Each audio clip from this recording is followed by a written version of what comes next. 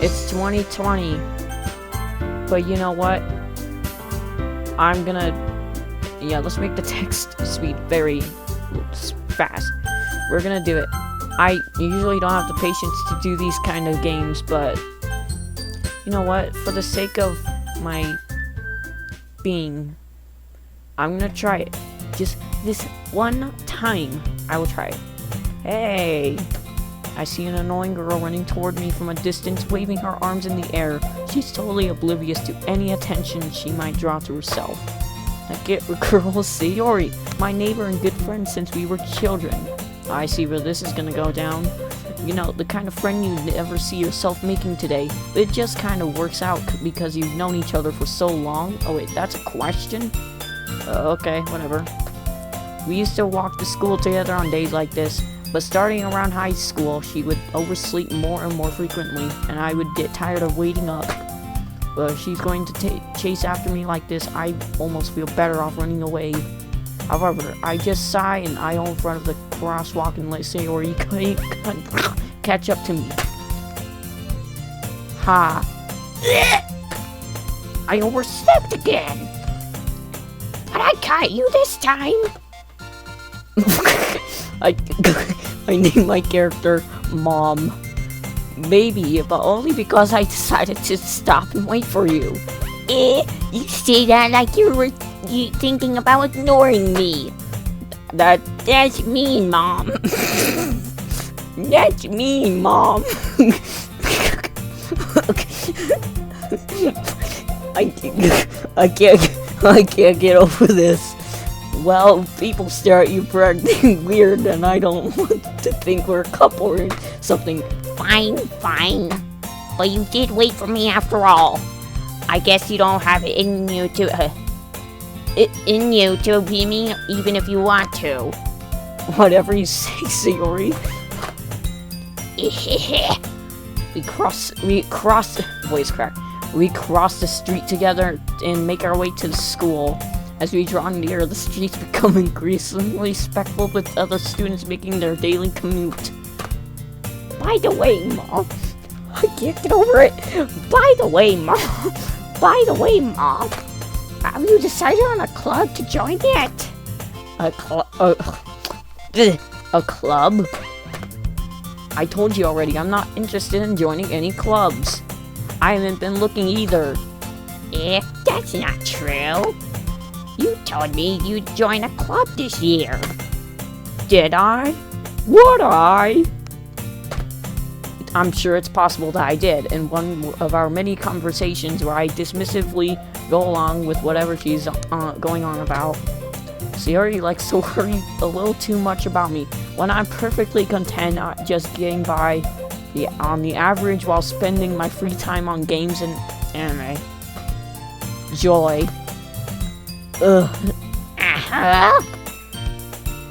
I was talking about how I'm worried that you won't learn how to socialize or have any skills before college. Your happiness is really important to me, you know. And I know you're happy now, but I die at the thought of you becoming a NEET. We are the knights that say NEET. Is that a reference to NEET? We are the knights that say NEET. We are the knights who say NEET. In a few years, because you're not used to the real world. You trust me, right? Don't make me keep worrying about you. Alright. I'll look at a few clubs if it makes you happy. No promises, though. Well, yeah, at least promise me you'll try a little. Yeah, I guess I'll promise you that. Yay! Why do I let myself get lectured by such a carefree girl? Sounds more like a witch to me. More than that, I'm surprised I even let myself relent to her. I guess seeing her worry so much about me makes me want to ease her mind at least a little bit, even if she does exaggerate everything inside of her head. Oh boy, class time. I don't want to go to high school again. Joy, the school day is as ordinary as ever, and it's over before I knew it. Yeah, because we love things ordinary. everything's so ordinary? After I pack up my things, I stare blankly at the wall, looking for an ounce of motivation. Clubs. Sayori wants me to check out some clubs. Come on. I guess I have no choice but to start with the anime club. Yeah, that's like... That's really not a club I would join personally. Hello? Sayori? Sayori must have come into the classroom while I was spacing out. I look around and realize I'm the only one left in the classroom. I thought I'd catch you coming out of the classroom, but I thought I saw you sitting here and spacing out, so I came in. Honestly, you're even worse than me sometimes. I'm impressed. You don't need to wait up for me if it's going to make you late to your own club. Well, I thought you might need some encouragement, so I thought, Know what? well, that you could come to my club. Sayori... ... Yeah! Oh wait, Yeah? there is no way I'm going to join your club. Meanie! Meanie! Sayori is the vice president of the literature club. Oh joy. Not that I was ever aware that she had any interest in literature. In fact, I'm 99.99999 voice card. 999.999% sure she only did it because she thought it would be fun to help start a new club. Since she was the first one to show interest after the one who proposed to the club, she inherited the title Vice President. That said, my interest in literature is guaranteed to be even less. Oh, trust me, I really don't care about literature myself. Yeah, I'm going to the anime club. Come on, please! Why do you care so much anyway? Well, I kind of told the club yesterday I would bring in a new member, and Atsuki made cupcakes and everything. Yeah. Golly. No, this voice suits the Halloween mood, but you guys are probably annoyed by it. Whatever, I'm still going to use it. Don't make promises you can't keep. Yeah, you little shit. I can't tell if Sayori is really that much of a dumbhead, airhead, or if she's so cunning as if to have planned all this out. I let out a long sigh. Fine, I'll stop by for a cupcake. Okay. Yes, let's go! Ooh, this hallway. And thus, today marks the day I sold my soul for a cupcake. I thought you'd sell your soul to the devil, but whatever floats your boat. I dejectedly, I think that's how you say it, dejectedly followed Sayori across the school and upstairs. A section of the school I rarely visit, why can I not speak? Being generally used for third-year classes and activities. Sayori, full of energy, swings open the classroom door. Everyone, the new member is here! I told you, don't call me a new member. I glance around the room. Welcome to the literature club. It's a pleasure meeting you. Sayori always says nice things about you. What should be her voice? Seriously? You brought a boy? Way to kill the atmosphere. What should I give you? I'm already gonna forget their voices. Mom, what a nice surprise. Mom? Yeah, who invited their mom into the literature club? Welcome to the club. ... All words escape me in this situation. This club is full of incredibly witchy girls. Yes, they're witches. What are you looking at? If you want to say something, say it. Sorry. Natsuki. Him. Wait, doesn't that sound like Sayori's voice? No, who cares? Who cares? They're all witches. The girl with the sour attitude, whose name is apparently Natsuki, is one I don't recognize. Small figure makes me think she's probably a midget. I mean, first year. Yes, a midget. She is also the one who made cupcakes according to Sayori. You can just ignore her when she gets moody. Sayori, what? Frick! Anyway, this is Natsuki, always full of energy. And this is Yuri, smartest in the club. The smartest in the club. Full of voice cracks. No. Don't say things like that.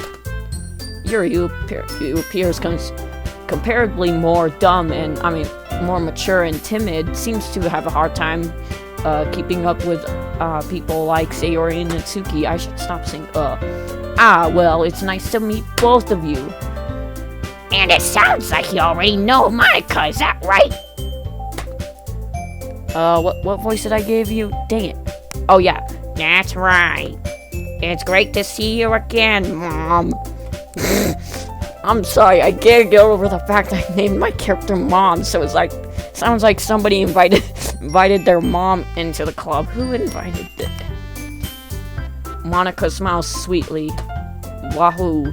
We do know each other. Well, we rarely talk, but we were in the same class last year. Wow, it's 11 minutes since I started playing. I'm surprised I haven't gotten insane. Monica was probably the most popular girl in class. Smart, beautiful, athletic. Wow, what a smart person. Basically, completely out of my league. So having her smile at me genuinely feels a little sad, depressed.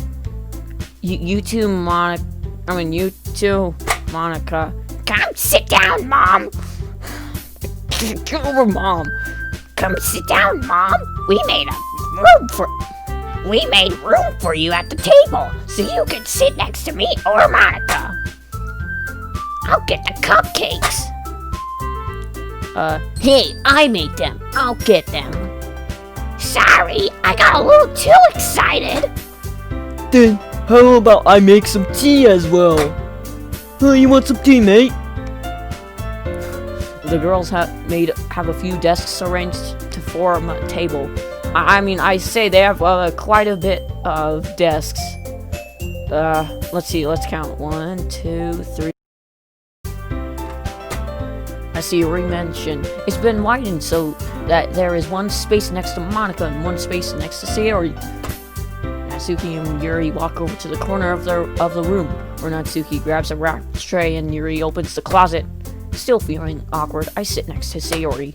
Natsuki marches back to the table, tray in hand. Okay, are you ready? Ta-da! Oh, wow! Natsuki lifts the foil off the tray to reveal a dozen white, burnt, fluffy cupcakes decorated to look like little cats. Wow, isn't that just the most greatest thing? The whiskers were drawn with icing and the little pieces of chocolate were used to make ears. Wow, everybody loves cats. So cute! I had no idea you were so good at baking, Natsuki. Well, you know, just hurry and take one. Sayori grabs the one first, then Monica, then I follow. Wait, wrong one. It's delicious! Sayori talks with her mouth full, and has already managed to get icing on her face. Wow. I turn the cupcake around in my fingers, looking for the best angle to take a bite. Well, I say, you forgot one step. You forgot to get the little wrapping off. Otherwise, you're just gonna be eating paper. Natsuki is quiet. I can't help but notice her sneaking glances. I can't speak. Why? In my direction. Is she waiting for me to take a bite? I don't know. Is she Gordon fucking Ramsay? I don't know. I finally bite down. The icing is sweet and full of flavor. I wonder if she made it herself. I don't know. If the other people say she made it, then gee, she probably made it. This is really good. Thank you, Natsuki. Why you thanking me? It's not like I... Haven't I heard this somewhere before? In every freaking visual novel, yes. Made them for you or anything. I don't know, it's Sonic Natsuki. I don't know, it probably sounds nothing like Natsuki. Sonic! For God's sake, can I speak? I thought you technically did. Sayori said. Well, maybe. But it's not for you, you know, dummy. Alright. I give up on Natsuki's weird logic and dismiss the conversation. Yuri returns to the table carrying a tea set. Places a teacup in a cake tray. You kept the whole tea set in this classroom? Don't worry, the teachers gave us permission. Why am I giving such a weird accent? After all, doesn't a hot cup look? No. I guess. Don't let yourself get intimidated. Yuri's just trying to impress you. That's not... Insulted, Yuri looks away. I meant that, you know. No. I believe you. Well, tea and reading might not be a pastime for me, but at least I enjoy tea. I'm glad. Yuri faintly smiles to herself in relief. Monica raises an eyebrow and smiles at me. Smile, bitches! So, what made you consider the literature club? I was afraid of this question. Something tells me I shouldn't tell Monica, even, that I was practically dragged here by Sayori, the frickin' witch. Well, I'm enjoying any clubs yet, and Sayori seems really happy here, so... Oh wait, that's okay, don't be embarrassed. Well, make sure you feel right at home, okay? As president of the Literature Club, it is my duty to make the club fun and exciting for everyone. Yay. Monica, I'm surprised. You sound like Squidward. No, I don't. I don't sound like Squidward, do I? How come you decided to start your own club? You could probably be a board member for any of the major clubs. Weren't you a leader of the debate club last year? Well, you know. To be honest, I can't stand all of the politics around the major clubs. What, Joe Biden, there's Trump, what? It feels like nothing but arguing about the budget and publicity and how to prepare for events. And how to become president and convince everyone that you're the best president and you're gonna be the best president. I'd much rather take something I personally enjoy and make something special out of it. I can't speak, Jesus Christ. And if it encourages others to get into literature, then I'm fulfilling that dream. Monica really is a great leader. Yuri also nods in agreement.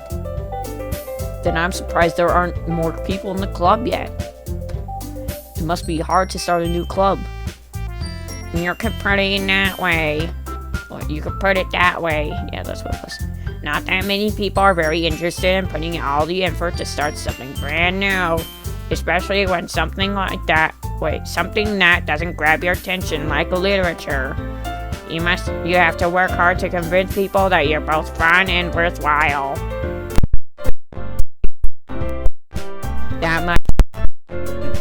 I'm confident that we can all really grow up before we graduate.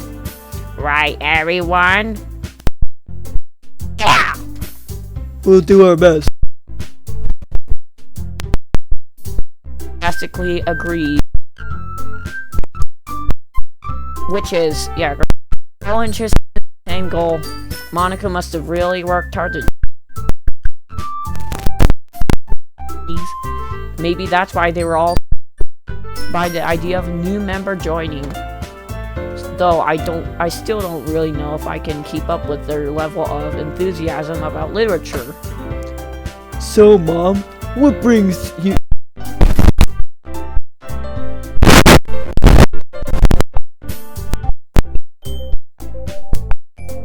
have a good way of answering that. Manga. I mutter quietly to myself, half joking. Natsuki's head suddenly perks up. What?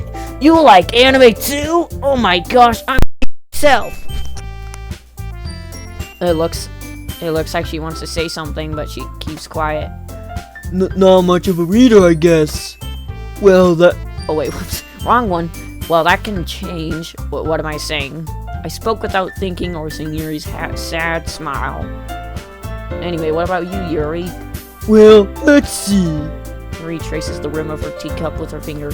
My favorites are usually novels that build deep and complex fantasy worlds. The level of creativity and craftsmanship behind them is amazing to me. And telling a good story in such a foreign world is equally impressive. Yuri goes on. No, I didn't mean to press the spacebar, damn it. She seemed so reserved and timid since the moment I walked in. But it's obvious by the way her eyes lit up that she finds her comfort in the world of books, not people. Yeah, screw people. I'd rather read books. No, I'd rather not read books, to be honest. But you know, I like a lot of things. Stories with deep psychological elements usually immerse me as well. Isn't it amazing how a writer can be so deliberately take advantage of your own lack of imagination to complex... Isn't it amazing how a writer can so deliberately take advantage of your own lack of imagination to completely throw you for a loop? Anyway, I've been reading a lot of horror lately. I read a horror book once. It's called Red Riding Hood. She gets eaten by a book. That's the horror aspect. I desperately grasp something I can relate to at the minimal level. God damn it. At this rate, you might as well be having a conversation with a rock. Really? I wouldn't have expected that, Yuri. For someone as gentle as you. I guess you could say that. But if a story makes me think, or takes me to another world, then I really can't put it down. Surreal horror is often successful at changing the way you look at the world, if only for a brief moment. Ugh, I hate horror. Oh, why's that? Well, I just... Natsuki's eyes dart over to me for a split second. Never mind. That's right, you usually like to write about cute things, don't you, Natsuki? What? What gives you that idea? You left a piece of scrap paper behind last prom meeting. It looked like you were writing on a poem called... Don't say it out loud! Give that back! Fine. Your cupcakes, your poems! Everything you do is just as cute as you are! Yuri sidles up behind Natsuki and puts her hands on her shoulders. What the frick? I'm not cute! Natsuki, you write your own poems? Yeah, well, I guess sometimes. Why do you care? I think that's impressive. Why don't you share them sometime? No! Natsuki averts her eyes. You wouldn't like them! Not a very confident writer yet. I understand how Natsuki feels. Sharing that level of writing takes more than just confidence. The truest form of writing is writing to oneself. You must be willing to open up to your readers, exposing your vulnerabilities, and showing even the deepest reaches of your heart. Do you have writing experience too, Yuri? Maybe if you share some of your work, you can set an example and help Natsuki feel comfortable writing enough to share hers. ... I guess it's the same for Yuri. Wrong voice. I wanted to read everyone's poems. We all sit in silence for a moment. Okay, I have an idea, everyone. ... Question mark. Natsuki and Yuri look quizzically at Monica. Let's all go home and write a poem of our own. Then next time we meet, we'll all share them with each other. That way, everyone is even. Dot dot dot. Yeah, Wait. yeah, let's do it. Gosh, now that we have a new member, I think it will help us all to get a little more comfortable with each other. Strength.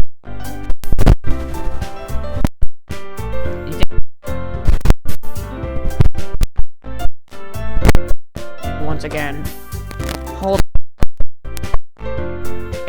What's that? Now that we're back to the original topic of me joining the club, I bluntly came forth with what I know the entire time. I never said I would made any decision to look at, and I'll lose my train of thought. All four girls stare back at me with dejected eyes. They're staring at me menacingly. Bye-bye. I'm sorry, I thought. Mom! You all. I'm defenseless against these girls. How am I supposed to make a clear-headed decision when it's like this? That is, if writing poems is the price I need to pay in order to spend every day with these beautiful girls. Right. Okay, I've decided then.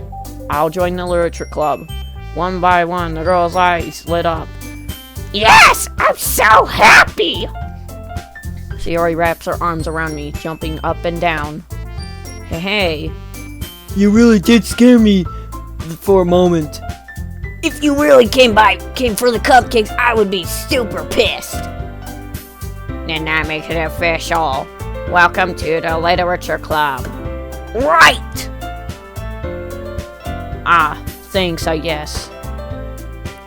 Okay, everyone.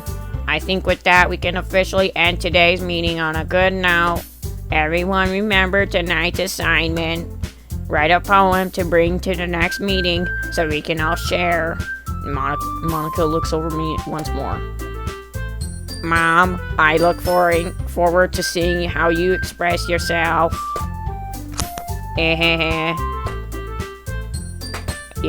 Yeah. Can I really impress the class star Monica with my mediocre writing skills? No. I already feel the anxiety welling up inside me. Meanwhile, the girls continue to chit-chat as Yuri and Natsuki clean up their food. Hey, Mom! Since we're already here, do you want to walk home together? That's right, Sierra and I never walk home... never walk home together anymore because she's always stay after school for clubs. Sure, might as well. Yay! With that, the two of us depart the club room and make our way home. The whole way, my mind wanders back and forth between the four girls.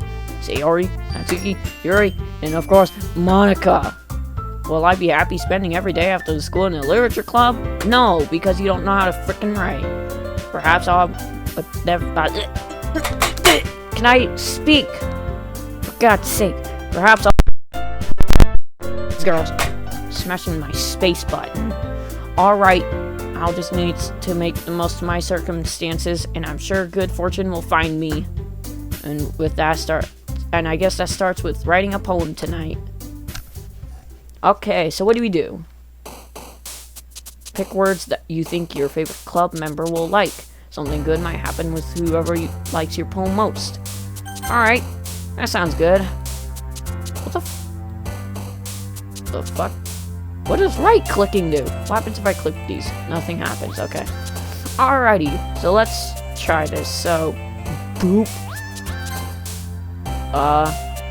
Clouds. This. I guess we're going for her then. Shiny. Lollipop. This sounds like a shit poem. Anyway. Pure? Oh wow, that was her, okay. Oh my god, I have to do this 20 freaking times? Come on. if I just click in one spot? That'd be interesting, but no, we gotta do this. Strawberry. Yeah, screw you both. I'm going for this one. Papa. What the frick is Papa? Pink. Clumsy. Okay, that one's okay. Puppy. Vacation. Oh, that's okay. Silly. Oh, damn it. We're not doing too good. Rain cloud. Oh no, it's going to them. No, this. Ah, thank God. Okay. Bunny. What? These words, man. These are shit. Damn it. What is? Who would like this one? Oh, her. Okay. Fun. Oh. Okay, I say we did pretty good on the middle one. So, we might do well on that one. This a loading screen? Oh, that was weird. Okay. Silence. Oh, yes, I'm popping my fingers. Getting my fingers ready to press the space bar, the one key. Hi again, Mom. Glad to see you didn't run away on us. Ha ha ha ha ha ha ha ha. Nah, don't worry. This might be a little strange for me, but at least I kept my word. Well, I'm back at the Literature Club. I was the last to come in, so everyone else is already hanging out. Thanks for keeping your promise, Mom. I hope this isn't too overwhelming of a commitment to you, and for you. Making you dive headfirst into literature when you're not accustomed to it. Oh, come on, like he deserves any slack. Seor told me if you didn't want... Seor told me you didn't even want to join any clubs this year. And last year, too. I don't know if you had a plan just to come here and hang out or what. But if you don't take us seriously, then you won't see the end of it. Natsuki, you certainly have a big mouth for someone who keeps her manga collection in the club room. Natsuki finds herself stuck between saying Monica and manga. Whoopee. Manga is literature! Swiftly defeat it. I thought she didn't delete it. Defeated, Natsuki plops back into her seat. Don't worry, guys. Mom always gives it his best, as long as he's having fun. He helps me with busy work without me even asking. Like cooking, cleaning my room. How dependable. Sayori, that's because your room is so messy it's distracting. And you almost set your house on fire once. Is that so? You two really are really good friends, aren't you? I might be a little jealous. How come? You and Mom can become good friends too. Sayori. Dot. As usual, Sayori seems oblivious to the weird situation she just put me into. Oh, Yuri even brought you something today, you know. Well, wait, Sayori? Me? Not really. Don't be shy. It's really nothing. What is it? Share it with the rest of the class. Never mind. Sayori made it sound like a big deal when it's really... I'm sorry, Yuri. I wasn't thinking. I guess that means it's up to me to rescue this situation. Hey, don't worry about it. First of all, I wasn't expecting anything in the first place. So, any nice gesture from you is a pleasant surprise. Oh, damn it! I pressed the spacebar twice. Is that so? Yeah, I will make it a big deal if you don't want it to be. Alright. Well, here. Yuri reaches into her bag and pulls out a gun. Just kidding, no, it's a book. I didn't want you to feel left out, so I picked out a book that I thought you might enjoy. It's a short read, so it should keep your attention. It's called 50 Shades of Grey. I thought you'd like it, even if you don't usually read. And if we could, read it together. We'll read 50 Shades of Grey together. I'll even quiz you. You'll get some points and all that crap. No. That's how it is for school in real life, sadly. Discuss it if you want, Ed. This is... How's this girl... Even picked out a... Wow, how cute. Yuri, thank you. I'll definitely read this. Drastically take the book. Phew! Well, you can read it at your own pace. I look forward to hearing what you think. Now that everyone's settled in, I expect Monica to kick off some scheduled activities for the club. But that doesn't seem to be the case. So Yuri and Monica are clearly having a cheery conversation in the corner. Yuri's face is already buried in the book. How do you say buried? Buried. Is it buried or is it buried? I don't know. I can't help but notice her intense expression, like she was waiting for this chance. Meanwhile, Natsuki is rummaging around in the closet. Ugh! I hear Natsuki utter an exasperated sigh. Is it exasperated? Sigh from within the closet. She seems to be annoyed by something. I approach her in case she needs a hand. You look something in there.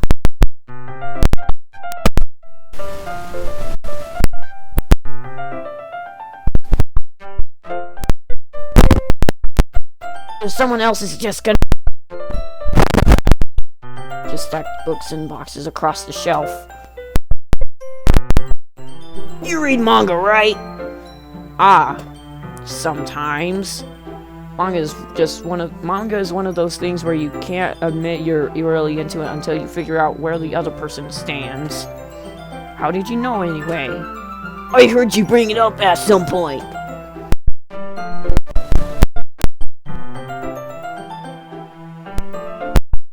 I see. Is it manga or is it manga? I don't know. There's a lone volume of manga and missed a stack of various books on the side of one of the shelves.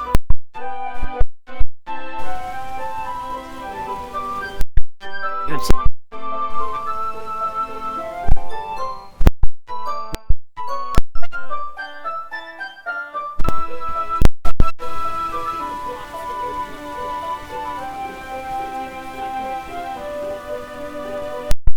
I get a closer look at the box set she's admiring. Parfait Girls? What the the titles to some of these manga series are just... What are some of the titles? Like, sometimes they're really long and then they're really short, but sometimes they're just really weird titles. I don't know, that could just be a me problem. It's a series I've never heard of in my life. That probably means it's either way out of my demographic or it's simply terrible. You're gonna judge. You can do it through the glass on that door. She points to the classroom door. Hey, I wasn't judging anything. I didn't even say anything. It was the tone of your voice. But I'll tell you one thing, Mom. Consider this a lesson straight from the Literature Club. Don't judge a book by its cover. In fact, Natsuki pulls out the first volume of Parfait Girls from the box. I'm gonna show you exactly why. She shoves the book right into my hands. She shoves the book right into my ass. No. I stare at the cover. It features 4 girls in colorful attire, striking animated feminine poses. It's exceedingly mo. Don't just stand there. Read it. What is that? How do you make that sound? What? No. Whatever. Natsuki grabs my arm and pulls me out of the closet. She then takes a seat against the wall beneath the windowsills. She pats on the ground next to her, signaling me to sit there. Wouldn't chairs be more comfortable? I take my seat. Chairs wouldn't work! We can't read at the same time like that! Why's that? I guess it's better to be close to get together like this. Hey, you're not being corona safe. 6 feet apart! Don't just say that! You'll make me feel weird about it! Natsuki crosses her arms and scooches an inch away from me. Sorry. I didn't exactly expect to be sitting this close to her either. Not that I can say it's particularly a bad thing. I opened the book.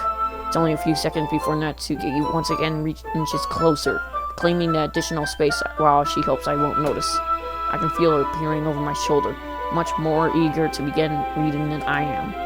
Well, how long has it been since I read the beginning? Oh, damn it, I pressed the space bar twice again. You don't go back and flip through the older volumes every now and then? Not really. Maybe sometimes after I finish reading the series. Hey, are you paying attention? I am, but nothing's really happened yet, so I can talk at the same time. It looks like it's about a bunch of friends in high school. Typical slice of life affair. I kind of grew out of these since it's rare for the writing to be entertaining enough to make up for the lack of plot.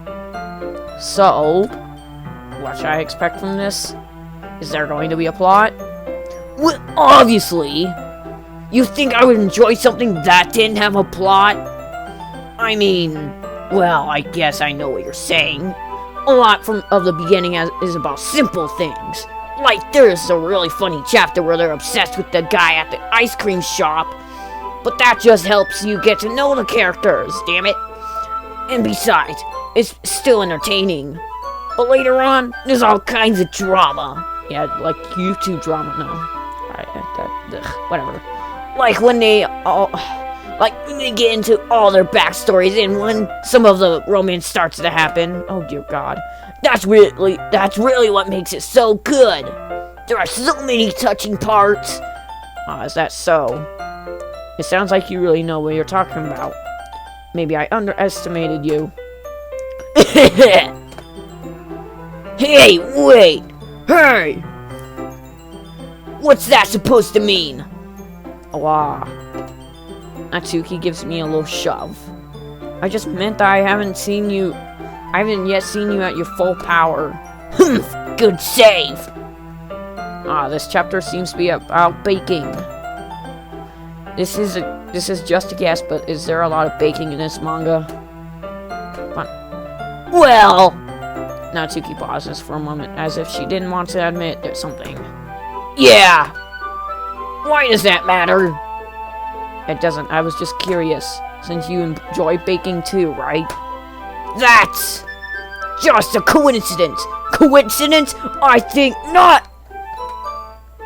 I just happened to get into baking around the same time I got this manga. Like I would ever get into anything because it's in the manga. I feel bad for anyone that's impressionable. Definitely not a coincidence. I guess that explains Natsuki's interest in baking. Still, all of the hobbies to pick up from manga, that's definitely better than one of the better ones. Not to mention, she's really good at it, so who am I to judge?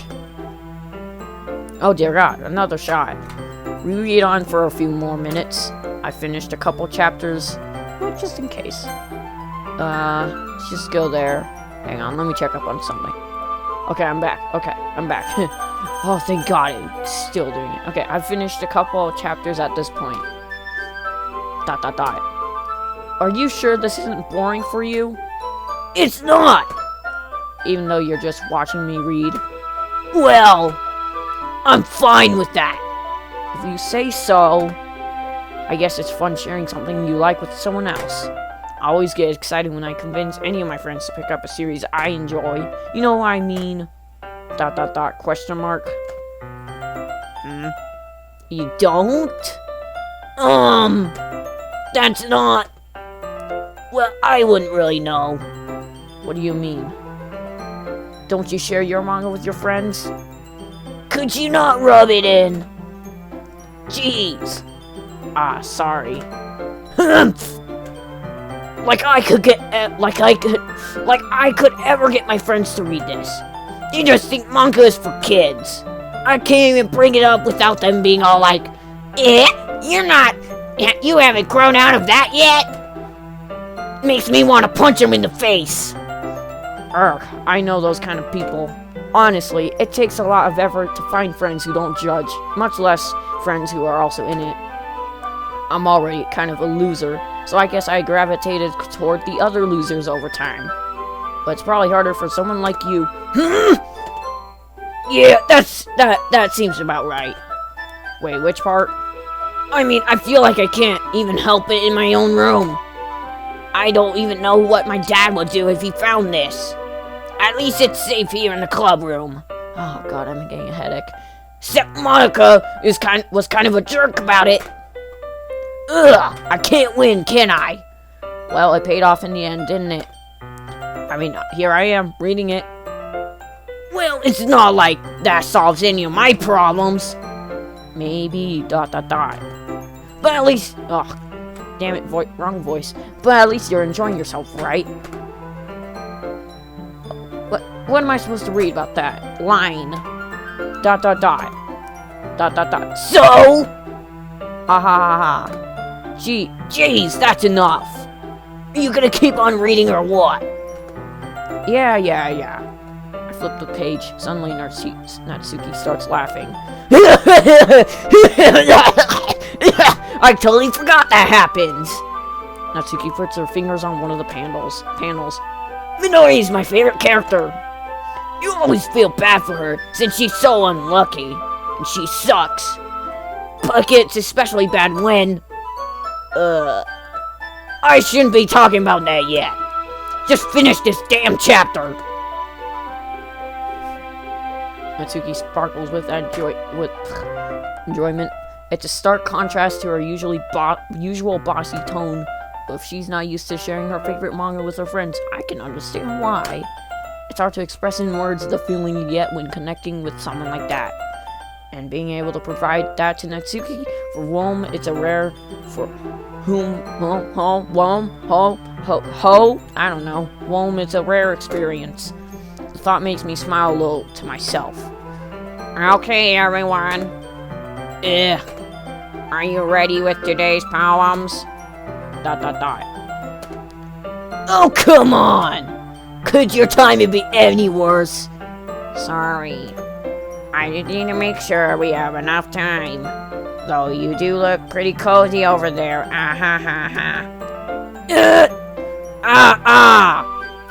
Natsuki notices how close she's gotten to me. She hastily slides herself a good 12 inches away from me.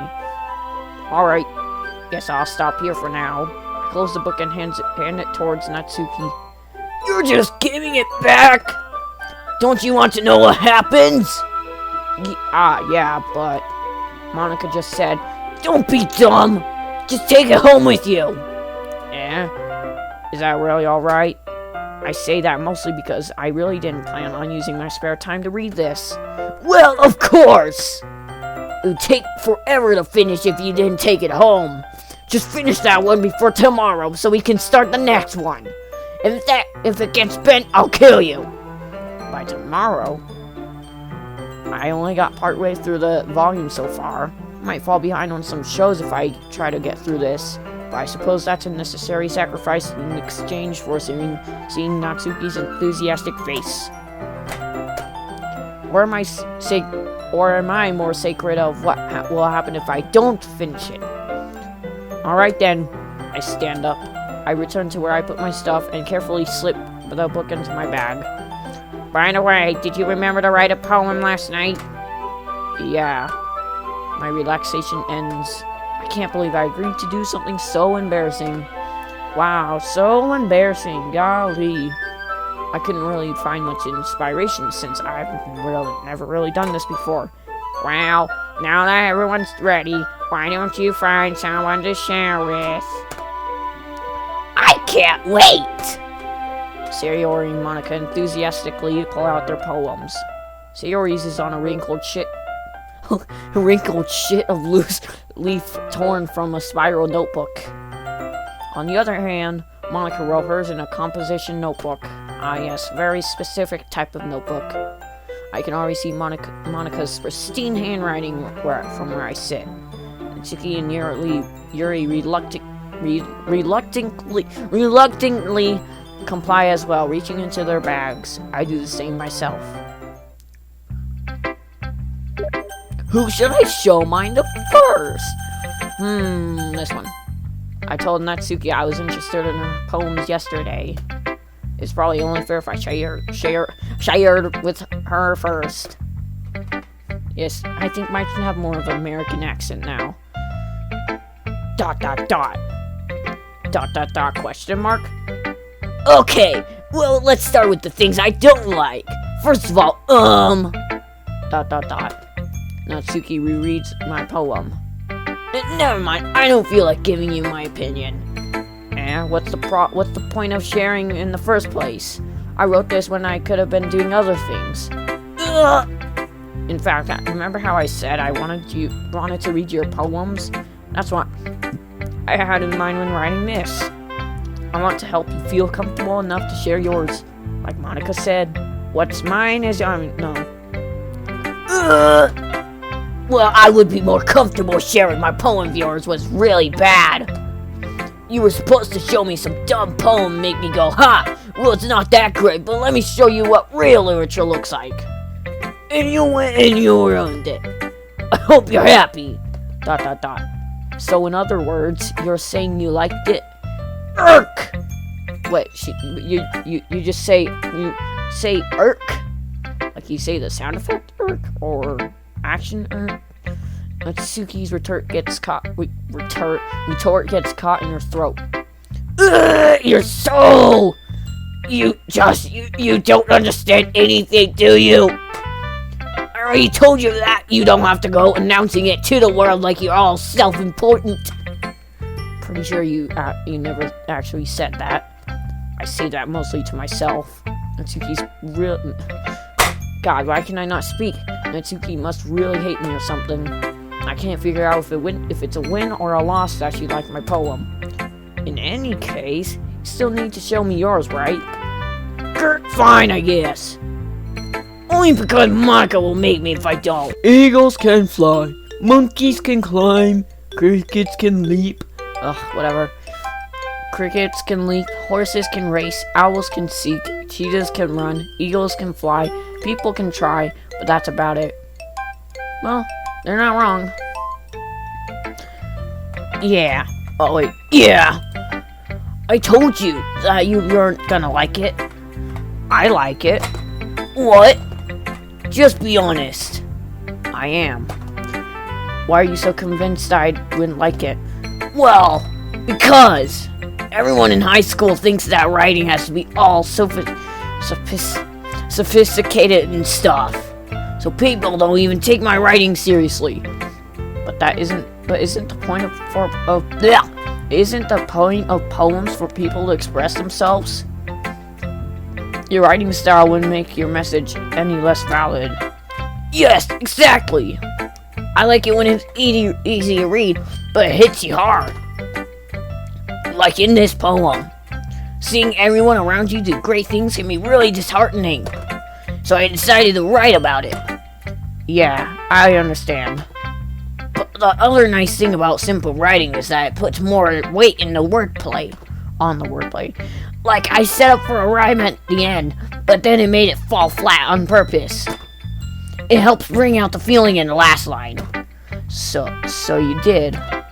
I guess more went into it than I realized. That's what it means to be a pro. I'm glad you learned something. Didn't expect that from the youngest one here, did you? Yeah, I guess not. Decided to humor her with that last comment. I don't really care how old everyone is, but if Natsuki is feeling proud, then I won't take that away from her. Who should I share my poem next? Oh, to next. Obviously we're doing this one because I had a few words for her. ... This is a good poem. This is a good poem, Mom. Are you sure it's your first time? Of course. It's not that good. Am I the kind of guy who would be writing poems in his spare time? Yeah. I guess you're right. But that's why it impressed me. Well, to be honest, I was afraid you wouldn't do it seriously, or that you wouldn't write one at all. I'm really happy that you wrote one. It just reminds me of how you're really a part of the club now. Not to mention the fact I'm standing in front of you in the club room. Well, of course. I'm not really into it yet, but that doesn't mean I'll break my promise. See? It's like I said before, Mom. Deep down, you're not selfish at all, you know? Trying new things like this for other people. Alrighty, guys. I'm gonna try doing girl voices. That's something that only really good people do. Thanks, Sayori. I'm not sure if Sayori sees the full picture of my motive here. Then again, I can't deny she's part of the reason I joined. Knowing how this means to her and all. Yeah, I'm gonna make sure you have lots of fun. You're okay? That can be her voice, sure. That will be my way of thanking you. Alright. Oh, wait. Alright. I'm gonna hold you to that then. Yay! Now will you read my poem too, right? Don't worry, I'm really bad at this. We'll see about that. Okay. Dear sunshine, the way you glow through my blinds in the morning, it makes me feel like you miss me. Kissing my forehead to help out of bed, making me rub the sleepy from my eyes. Are you asking me to come out and play? Are you trusting me to wish away a rainy day? I look above, the sky is blue. It's a secret, but I trust you too. If it wasn't for you, I would sleep forever, but I'm not mad. I want breakfast. Give me breakfast, motherfucker. Alright, good poem. Good poem. Sayori. This is just a guess, but did you wait until morning to write this? No, just a little bit. You can't answer just a little bit to a yes or no question. I forgot to do it last night. Well, at least that makes me feel a little better about myself. Don't be mean. I still tried my best. Yeah. I didn't mean to say that it was a bad poem.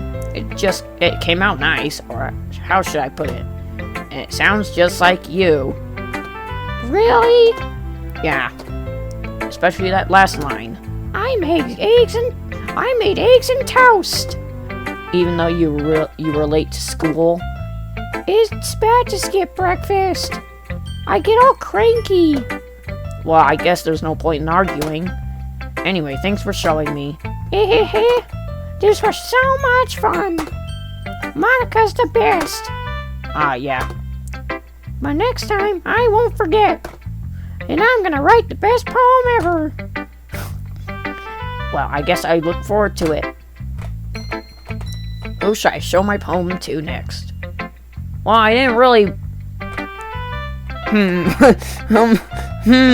that's a problem. I didn't choose any words that they would like, so, that's a problem. That's a problem. Let's just show it to Yuri. Let's just get her out of the way. Oh god, what voice am I gonna give her? Well... Nah, that's not good. We'll just try it. Say something, motherfricker. A minute passes, more than enough time for her to finish reading. You need glasses? Mom, why did I say mom? Oh! Sorry! I forgot to start speaking. It's fine. Don't force yourself. I'm not. I just need to put my thoughts into words. Hold on. Oh, wait. Hold on. Okay. This is your first time writing a poem, right? Yeah. It's freaking bad.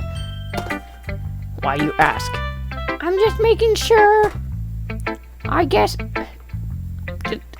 Is the voice that I gave her the same one? I don't know.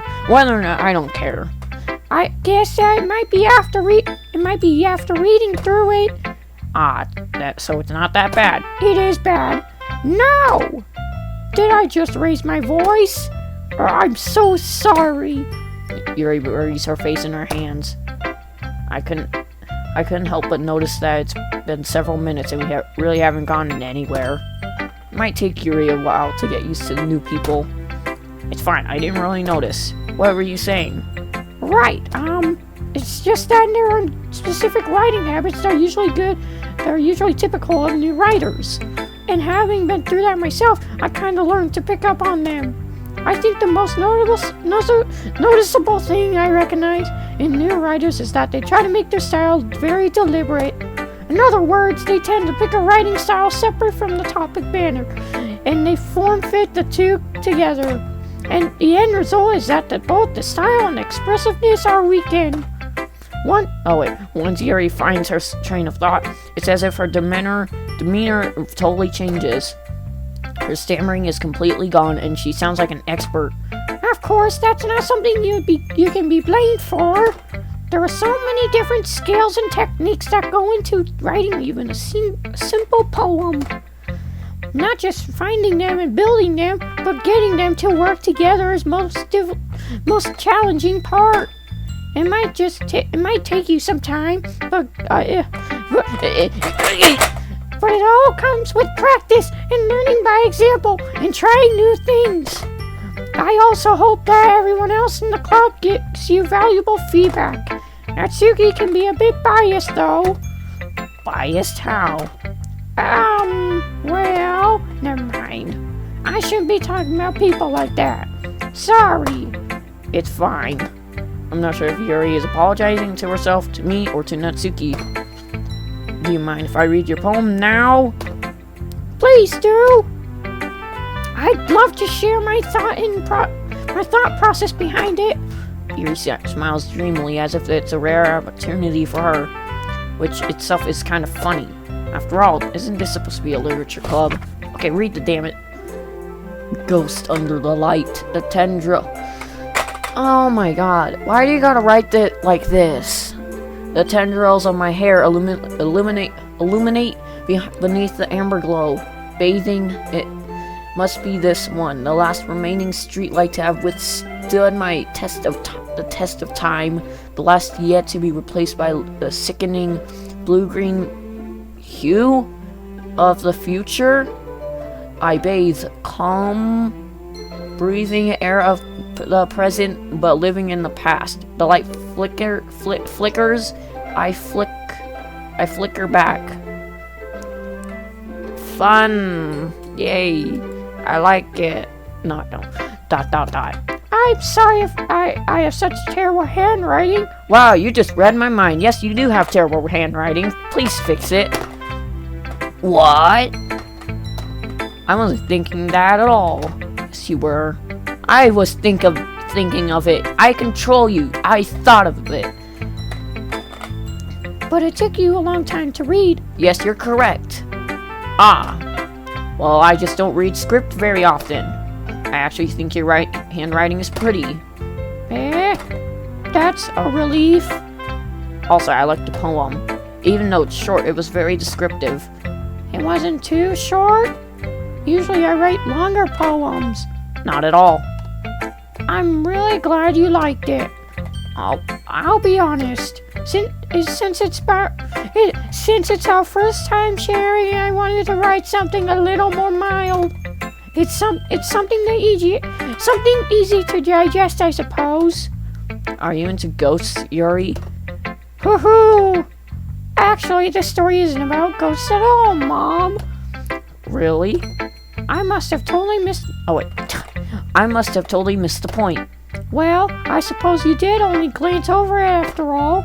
But remember that poets often express their own thoughts, feelings, and experiences in their work. They usually do more than tell a simple story or paint a picture. In this case, perhaps the subject of the poem is only being symbolically compared to a ghost, lingering in her last remaining place of comfort, unable to let go of the past, and soon to be left with nothing. That's a lot more solemn, putting it that way. I haven't thought of that. That's impressive. It's nothing, really. Well, it makes me happy that you think that. Just remember that it won't be long before you pick up on these things, too. Yeah, maybe you're right. I guess I'll have to keep trying. I'm counting on... I'm counting on you. Well, and last but not least... Or maybe least, yeah, Monica. What do I give her? What voice do I give her? Hi, Mom. Having a good time so far? Yeah. Good. Glad to hear it. By the way, since you're new and everything, if you ever have any suggestions for the club, like new activities or things we can do better, I'm always listening. Don't be afraid to bring things up, okay? I think that sounds like all the other voices I gave them. Alright, I'll keep that in mind. Of course, I'll be afraid to bring things up. I'm much better off just going with the flow until I'm more settled in. Anyway, want to share your poem with me? It's kind of embarrassing, but I guess I have to. Don't worry, Mom. We're all a little embarrassed today, you know? But it's that sort of barrier that we'll have to all learn to get past soon. Yeah, that's true. I hand Monica my poem.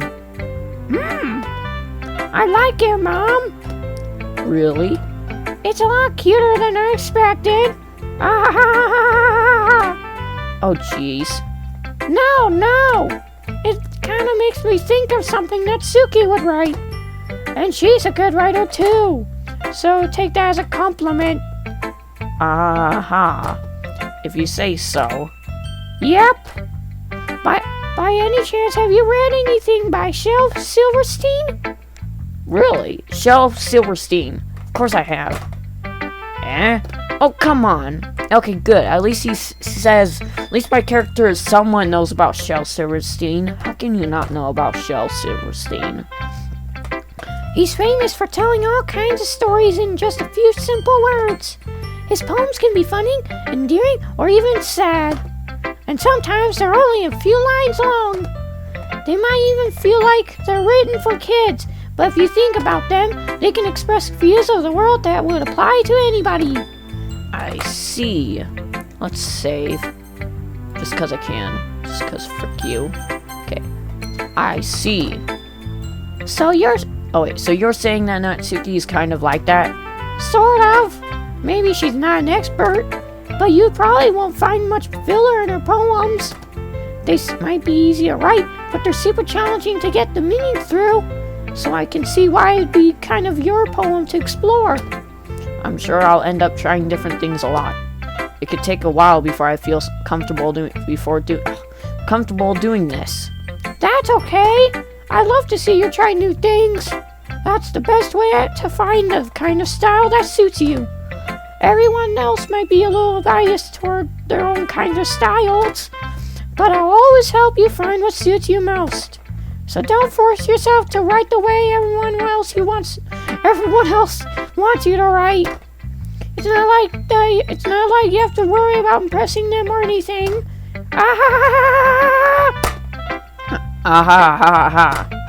Anyway, do you want to read my poem now?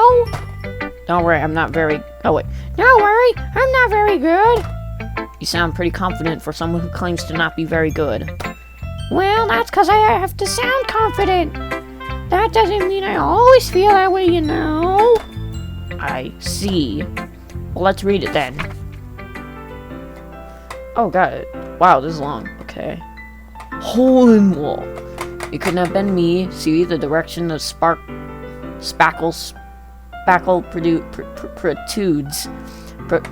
protrudes. A noisy neighbor, an angry boyfriend. I'll never know. I wasn't home. I peer inside for a clue. No, I can't see. I reel blind. I reel blind like a film left out in the sun. But it's too late. My retina's already scorched with permanent copy of the meaningless image. It's just a little hole. It wasn't too bright. It was too deep, stretching further into everything. A whole of infinite choices. I realize now that I wasn't looking in. I was looking out, and he, on the other side, was looking in. Oh my god. It's so beautiful. That's what English teachers would say. So, what did you think? It's very free form, if that's what you call it. Sorry, I'm not the right person to ask for feedback. It's okay. Yeah, that kind of style has gotten pretty popular nowadays. That is, a lot of poems have been putting emphasis on the timing between words and lines. When performed out loud, they can be very powerful. I mean, really powerful. What was the inspiration behind this one? Ah, well, I'm not sure if I know how to put it. I guess you could say I had some kind of Stop with these frickin' words. Empathy and piece of shit. I don't know. I don't know.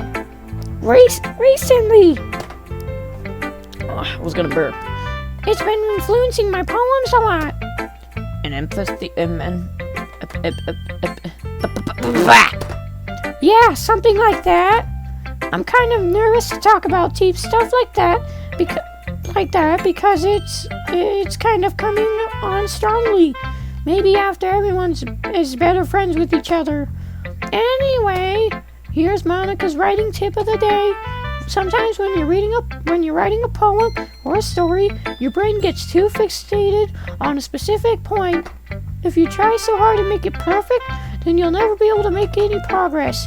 Just force yourself to get something down on the paper and tidy it up later. Another way is to think about it like this.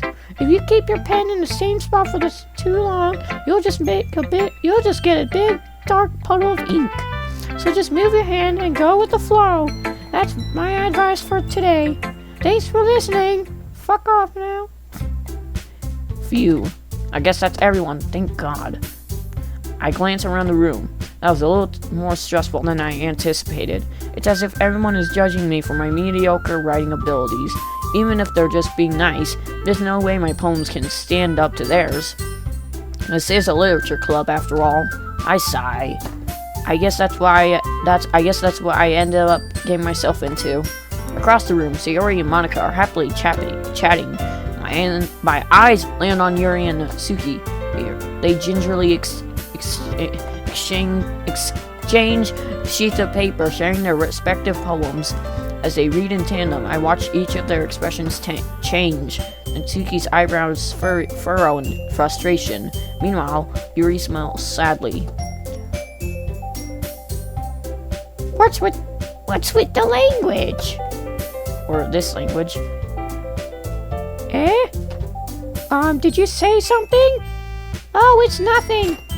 Natsuki dismissively returns the poem to the desk with one hand. I guess you could say it's fancy. Ah, thanks. Yours is cute. Cute? Did you completely miss the symbolism or something? It's clearly about the feeling of giving up. How can that be cute? I know that. I just meant the language, I guess. I was trying to say something else, something nice. You mean you have to try that hard to come up with something nice to say? Thanks, but it really didn't come out nice at all. Well, I do have a couple suggestions. If I was looking for suggestions, I would have asked someone who actually liked it. Which people did, by the way. Sayori liked it, and Mom did too. So based on that, I'll gladly give you some suggestions of my own. First of all, excuse me, I appreciate the offer, but I've spent a long time establishing my writing style. I don't expect it to change anytime soon, unless of course I come across something particularly inspiring, which I haven't yet. And Mom liked my poem too, you know. He even told me he was impressed by it. Natsuki suddenly stands up. Ow! I didn't realize you were so invested in trying to impress our new member, Yuri. That's not why. You're just... Yuri stands up as well. Maybe you're just jealous that Mom appreciates my advice more than he appreciated yours. And how much do you know you didn't appreciate my advice more? Why are you so full of yourself? If I was full of myself, I'd deliberately go out of my way to make everything I do overly cutesy. What did I give you? What voice did I give you? Is everyone okay? Well, you know what? I was the one whose boobs magically grew a size bigger as soon as Mom started showing up. No, Suki! I'm not Suki, that's a little. Oh, crap. I cannot remember what I gave their voice, what voices I gave them. This doesn't involve you! I don't like fighting, guys! Suddenly, both girls turned towards me as if they just noticed I was standing there. Mom! She's just trying to make me look bad! That's not true! She started it! If she could get over herself and learn to appreciate that simple writing is more effective, then this wouldn't have happened in the first place. What's the point of making your poems all convoluted for no reason? That meaning should jump out at the reader and not force them to have to figure out. Help me explain that to her, Mom. Well, wait. There's a reason why we have so many deep and expressive words in our language. It's the only way to convey complex feelings and meaning most effectively. And fuck, my PC just smashed my foot. Avoiding them is not only unnecessary and limiting yourself, it's also a waste. You understand that, right, Mom? Well? How did I get dragged into this in the first place? It's not like I know anything about writing. But whomever I agree with, they'll probably think more highly of me.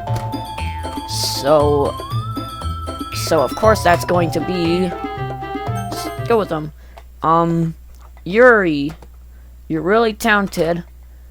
Well, but Natsuki has a point. I think that. I rack my brain in an attempt to back myself up. I think that conveying feelings with a few words can be just as expressive as well.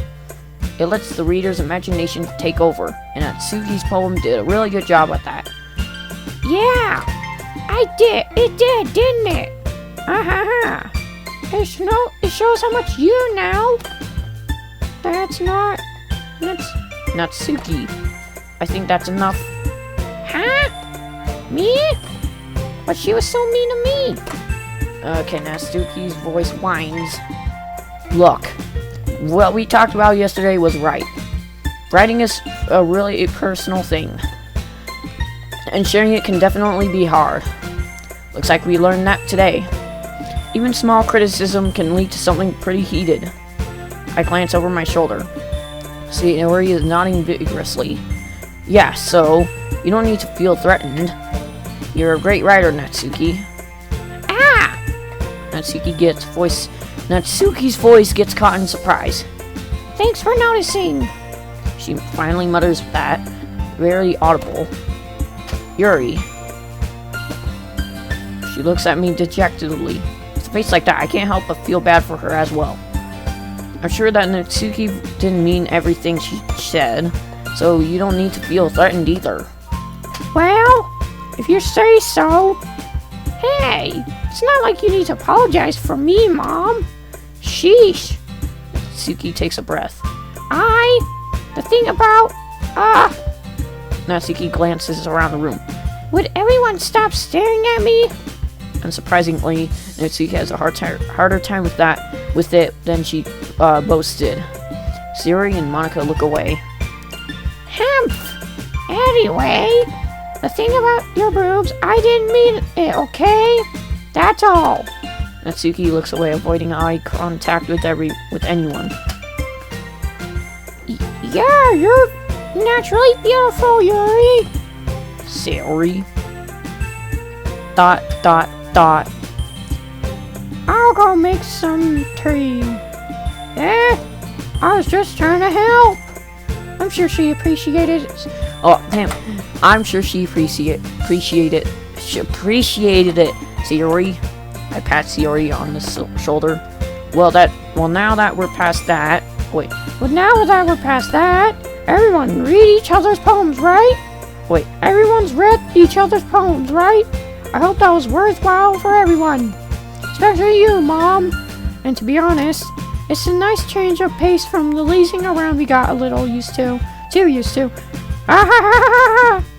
So my joining the club was responsible for ruining the so my joining the club was responsible for ruining the atmosphere. No, not at all. There's still some time before we go home, so we'll all relax for a bit.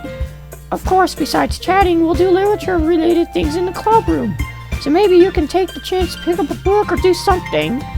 After all, that's what the club is for. I disagree, Monica.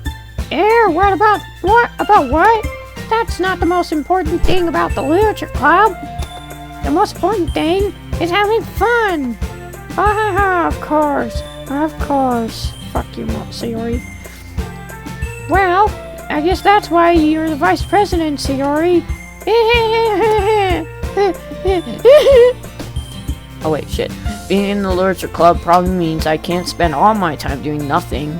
But in the end, I guess it's been worth it so far. God, this is gonna be my longest video I've made on my channel, I know it. Okay, everyone. It's just about time for us to leave. How did you feel about the sharing poems? It was a lot of fun. Well, I'd say it was worth it. It was alright. Well, mostly. Mom, how about you? Yeah, I say the same. It was a neat thing to talk about with everyone. Awesome. In that case, we'll do the same thing tomorrow.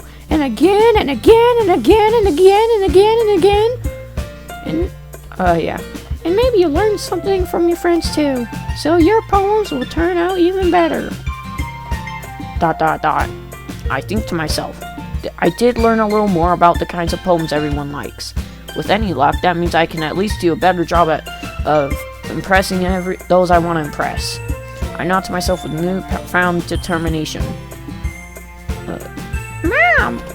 Ready to walk home? Sure, let's go. Sayori beams at me. Truly has been a while since Sayori and I have spent this much time together.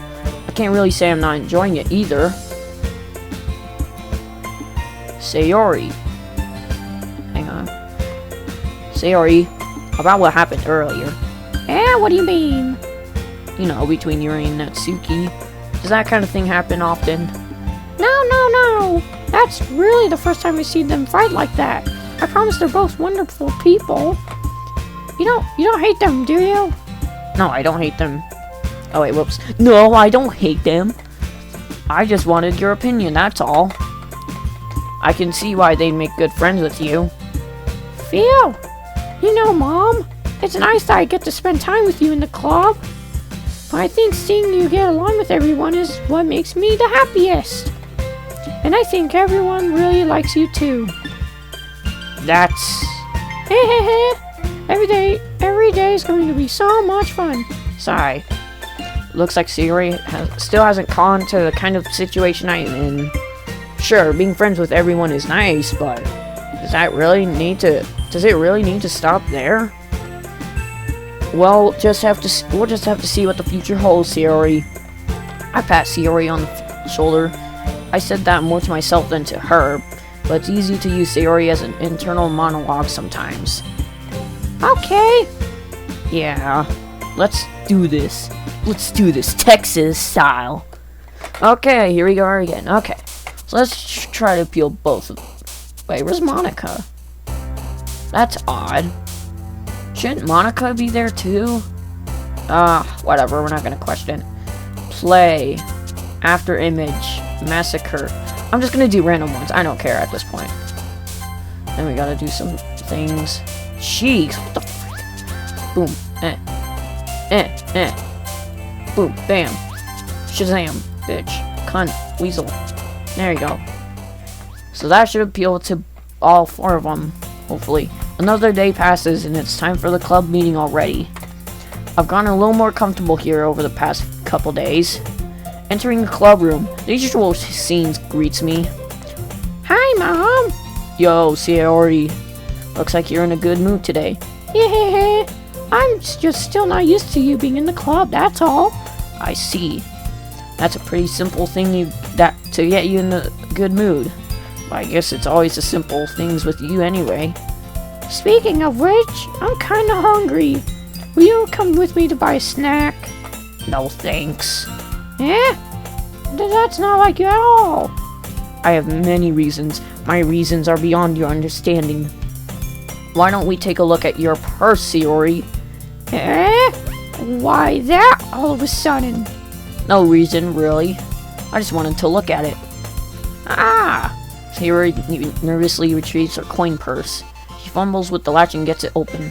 Then she turns it upside down and lets all the contents spill on the desk. Only 2 small coins fall out. Ah ha ha ha! I knew it. You sly son of a bitch. I can see right through you, Sayori. That's not fair.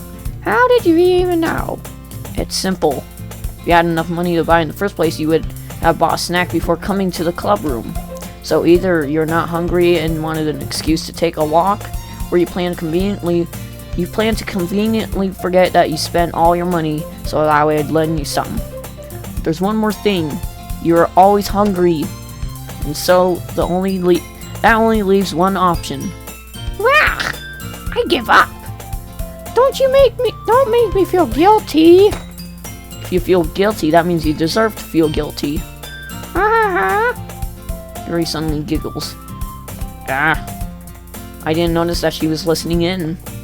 Her face is in her book, as always. Ah! I wasn't listening on anything. It's just something in my book.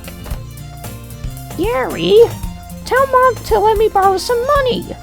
Don't get me involved like that, Sayori. Besides, you should only buy what you can responsibly afford. And frankly, after pulling a mischievous little stunt like that, your suffering is fair enough retribution. Retribution? Yeah, right? Retribution? I don't know. Retribution? I don't know. Retribution. Ah! I didn't mean that. I got too absorbed into my book. Ooh. I really like it when you speak your mind, Yuri. It doesn't happen much, but it's fun. But it's a fun side of you. There's no way you could think that. You're right, though. I did something bad, and now I have to accept the revolution. Retribution. That still coming from you, Sayori. I guess there's a little devil inside of all of us, isn't there? Hehehe. Don't let her fool you. Sayori knows exactly what she's doing. After all, she's told you guys she was bringing me to the club before she even told me. But you wouldn't have come if it weren't for the cupcakes. So I had to trick Natsuki into making them. Come on, give me more credit than that, Sayori. Hehehe. Plop. Slap. Gah. I don't know, or something smacks Sayori in the face and tumbles onto the desk. Oh wait, why did I just do in that voice? Whoops. Tumbles onto the desk. Whoops. Ow! What was... Yeah! A cookie! Cookie monster. Sure enough, it's a giant cookie wrapped in plastic. Sayori glances around. Is this a miracle? It's because I paid my restitution? Stop giving me these big freaking words. They're probably like little words. They're probably easier to say to all of you guys, but not to me. Retribution.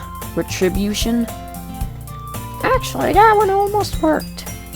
I was just gonna give it to you if I heard you blab about the cupcakes.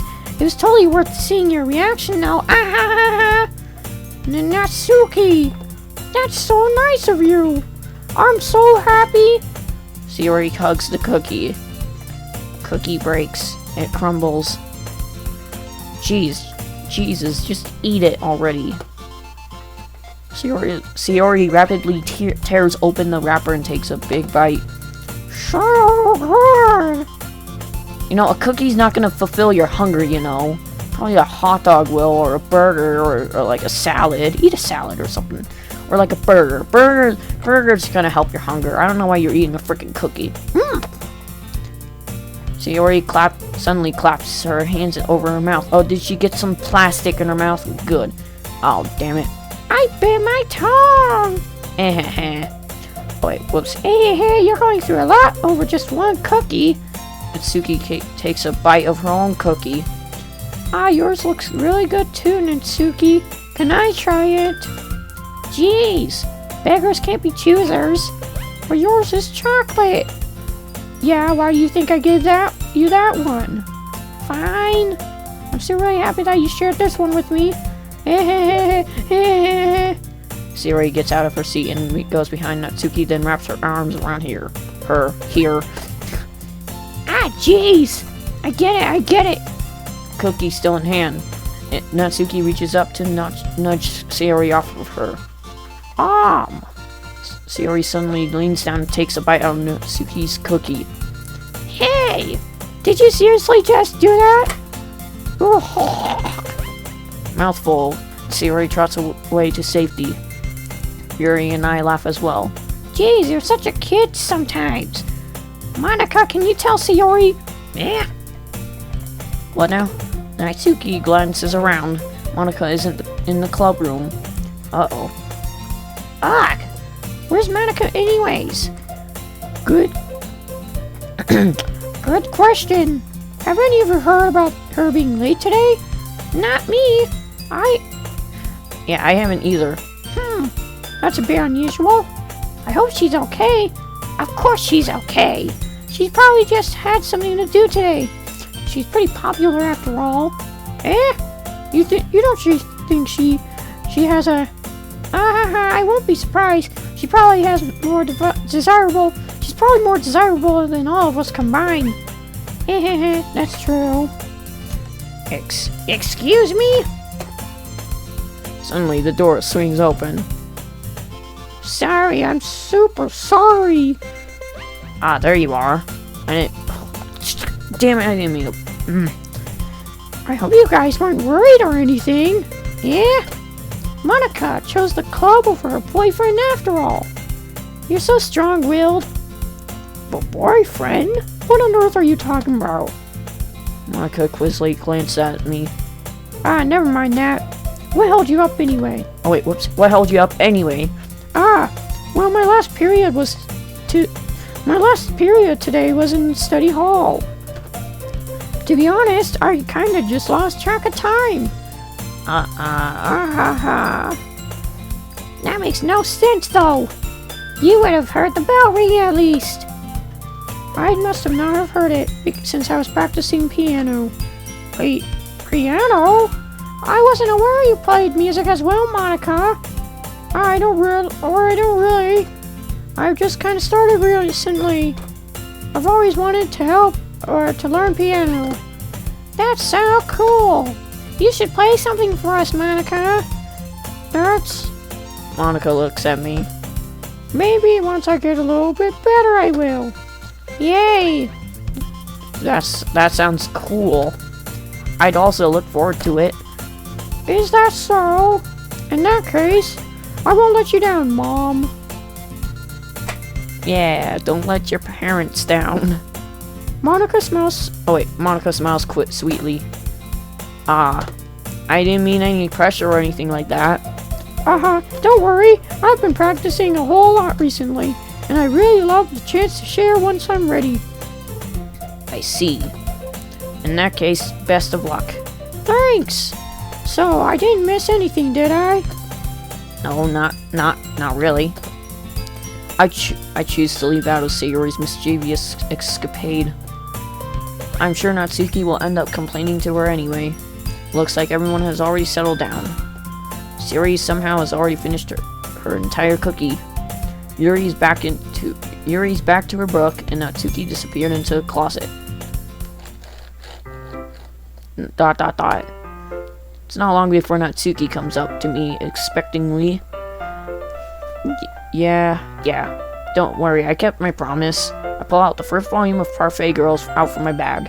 Natsuki takes it out from my hand and quickly turns it over to presumably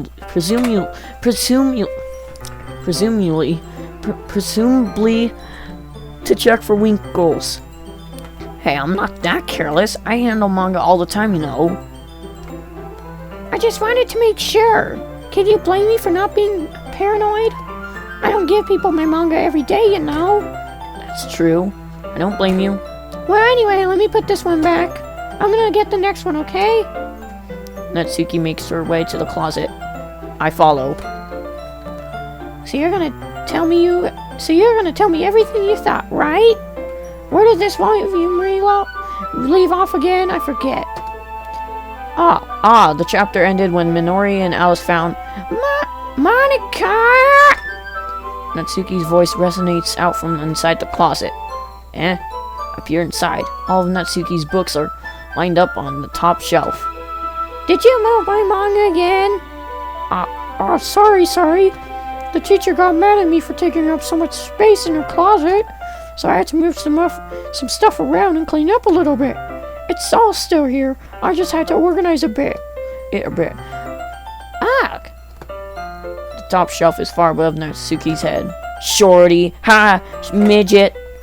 She makes a futile hop, trying to figure out how to reach her manga. Jeez, this is so inconvenient. I'm moving all these back down. There's plenty of room on these shelves. And besides, they're really pretty to look at when they're all lined up. Why would you waste that? Why would you waste that on the top shelf? Natsuki, there's a stool on the wall there. The closet, there's a collapsible stool that's hanging on the wall. If you want, I can reach up there and hand them to you. I can get them myself. Natsuki grabs the stool from the wall and unfolds it. You think I'm too short or something? 'Cause you are, dum-dum. I knew it. Well, you know what? Just watch me. Natsuki hops on the stool, which ends up being a little wobbly because of its collapsible design. Careful. I know what I'm doing. Standing on the stool, Natsuki's fingertips reach the top shelf. A stool would be enough for me to easily grab the books, but Natsuki is being as stubborn as usual. Natsuki uses her fingers to scoot one of the smaller boxes to the edge of the shelf. See? Yeah. The box suddenly tips. Natsuki barely catches it before it falls to the floor. The stool wobbles. Losing balance, Natsuki hops off the stool. Thankfully, she was able to stay on her feet. She holds the box triumphantly. There!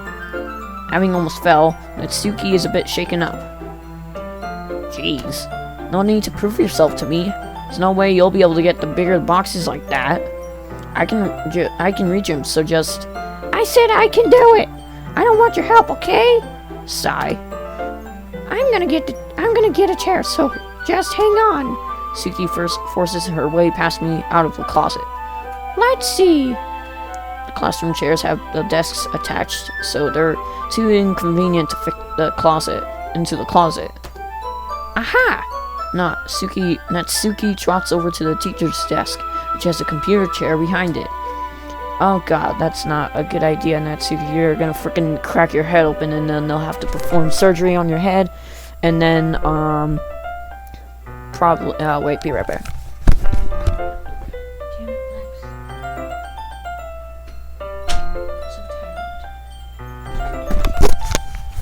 Anyway, so they're probably gonna have to, cut a hole in your head, and then all that blah blah blah. She rolls it on its wheels back over to the closet. It's a little dangerous since the chair swivels and rolls, but I've already learned my lesson, so I should keep my mouth shut. Ash! Natsuki climbs onto the chair and slowly balances onto her feet. Since she refuses my help, I take a seat with my back against the side of the doorway and simply watch. Aha, there we go! See, I can easily do it now! Natsuki grabs a stack of manga and bends down to put it on the shelf below. What? The chair swivels. Natsuki catches herself on the shelf. What are you doing? Can you at least hold the chair steady instead of sitting and do nothing? Who was it who told me not to help? Yeah, I got you. I hold the chair while Natsuki reaches back up. I can almost... No, don't even... No. Gugh! I forced myself to turn away. Natsuki seriously didn't think this through. Once she realizes I'll be dead. Whoop! Natsuki wraps her arms around the Parfait Girls box set, easily the largest one on the shelf. It's heavy! Hey, Mom! I don't think I can bend down without falling! Hurry and take this one! Ugh. But then I have to let go of the chair. That's fine. Just for a second. Hurry up! Alright. Let me just stand up. Slowly release my grip from the chair. What do you mean what do you mean stand up? Natsuki looks down at me. Why are you all the way back? Wait. Natsuki looks like she just realized something, but she'll lose her balance if she moves. Natsuki, the box. Well, what are you looking at? You're trying to look at my...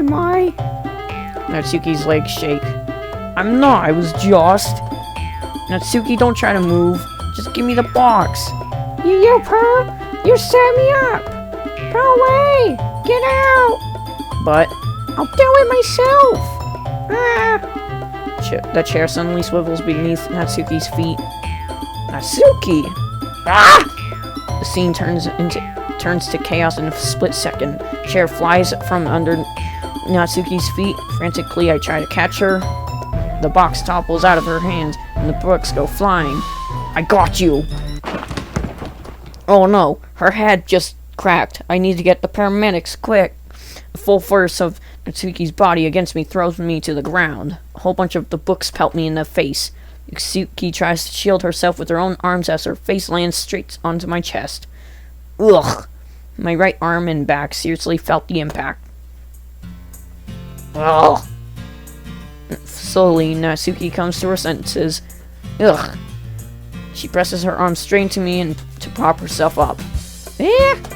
Natsuki seems to realize it's not on the floor that's beneath her. Ugh! Gross! Gross! Yeah. Cooties! Ew! Cooties! A fist pounds into my chest. Natsuki then hoists herself to her feet. What were you thinking, you sicko? Everything alright over here? I heard loud noise. Monica suddenly peers in. Man, has it been like an... Oh my gosh, I think it's been like... It's been an hour. Monica! See what happens when you put the manga on the top shelf? Or are you trying to kill your club members or something? Jeez. Sorry. Oh, and one more thing. Seems like your most recent club member is a total pervert. So I hope you're happy. I didn't. Somehow it's impossible for me to explain this whole bizarre situation to Monica. I didn't do anything, I swear. I know, don't worry. Monica says that quietly to me. Looks like I'm off the hook. Oh no, my. Oh wait, I look down. Natsuki is kneeling on the floor holding one of the books that are scattered all over. There's a large diagonal crease along the page that she's desperately trying to smooth out. It must have landed on the page. Natsuki tries a bit more to fix the crease, but she can't get it out. Suddenly, she gives up and slams the book shut, then throws it to the floor. Instead of continuing to yell, she just lowers her head. Sob. Natsuki, are you crying over a mother frickin' book? No! Natsuki's voice squeaks. It's a frickin' book. I see tears on her face. Oh no, how sad. I'll help get the crease out, okay? It's partially my fault, so... Natsuki shakes her head, still looking down. No, I don't even care that much. I'm having a really bad day today. Natsuki sobs again. I didn't mean to take it out on you. Oh no, the books. I didn't mean to, it's fine. Oh wait, it's fine. Is there anything you want to talk about? Natsuki shakes her head. Just every day is so dang hard. I just wanna die. No. Come to the club, Ann. Natsuki falls silent again. I can't press her, so I can only do what I know how to do. Alright, well I'll help clean this up, and I'll move the rest of your manga for you. I pick up volume 2 of the Parfait Girls. We'll set this one aside. This will cheer you up a bit, right? We can get started on it once I'm done here. Suki looks up with her glossy eyes. Her lip quivers. You're really nice to me. Sounds really strange coming from Natsuki. I didn't expect it at all. Well, I'm just treating you like a friend, you know. Neat. Natsuki lowers her head and stifles to another sob. I'm not sure what happened to her head today, but being nice is the least I can do. The next couple minutes are silent between us as I begin gathering the scattered books. I make sure to slip them into the box in their correct order. After a little bit, Natsuki starts helping. It isn't long before we're done, and I hoist the box onto the shelf where Natsuki wanted to put it. Then I get on the stool and quickly finish moving the rest of her books from the top shelf. Alright, that should do it. I hop off the stool. Natsuki averts her gaze. Thanks! It's nothing. Natsuki is holding the volume I set aside in her hands. Alright, I'm ready. Good. Even if you weren't, I'd make you anyway. You're taking responsibility for what you said. The thing about cheering me up? If you insist. We sit in the same spot as last time, and I open the second volume. Suki's mood quickly improves, laughing and pointing things out to me. She's surprisingly sharp, making note of a lot of subtle, repeated jokes and background elements. In the end, I'm impressed by how everything ties together in this manga. I guess Natsuki has good taste after all. After some time, Monica gets our attention as usual, and it's time to share poems again. Guess I'll be holding on to this for now. Yep. Even you sound more enthusiastic this time. Well, I'm starting to get into it, you know. I told you. Yeah. I return to my seat and slip the book into my bag. We'll just start. This one. Let's see what you've written for today. Well done, Mom. Your skills are already improving. Really? Thanks, Yuri. Coming from you, that means a lot. It's nothing. I'm just happy to inspire fellow writers. You know, I know you're new to this, so don't worry so much if it seems like you can't get your poem to feel perfect. You don't need to be afraid to be a little more daring. Yeah. Metaphors can go a long way. Don't feel like you need to work your brain like turning a bunch of gears. Try letting your mind wander through your feelings and write down the things you see and hear. That's one way to truly enable your reader to see into your mind. It's a very intimidating exercise. I see. That's a certainly interesting technique. Thanks for sharing. I have an example of that if you'd like to read it. Of course. Is this the poem you wrote for today? Yuri nods and timidly hands me her poem. What is it? Oh god. Longer ones. Fun. It happened. The raccoon. It happened in the dead of night while I was slicing bread for a guilty snack. My attention was caught by the scuffling of a raccoon outside my window. That was, I believe, the first time I noticed my strange tendencies as an unordinary human. I gave the raccoon a piece of bread. My subconscious, well aware of the consequences, well aware that a raccoon that is fed will always come back for more. The enticing beauty of my cutting knife was a symptom. The bread, my hungry curiosity, the raccoon, an urge, the moon, what is that? Cremnants, its place, its phase, and reflects that much more light off of my cutting knife. Man, you really are talking about your cutting knife a lot. The very same light that glistens in the eyes of my raccoon friend. I slice the bread fresh and soft. The raccoon becomes excited. Or perhaps I'm merely projecting my emotions into the newly satisfied animal. The raccoon has taken to following me. You could say that we've gotten quite used to each other. The raccoon becomes hungry more frequently, so my bread is always handy. Each time I brandish my cutting knife, the raccoon shows me its excitement, a rush of blood, classic Pavlovian conditioning. I slice the bread and I feed myself again.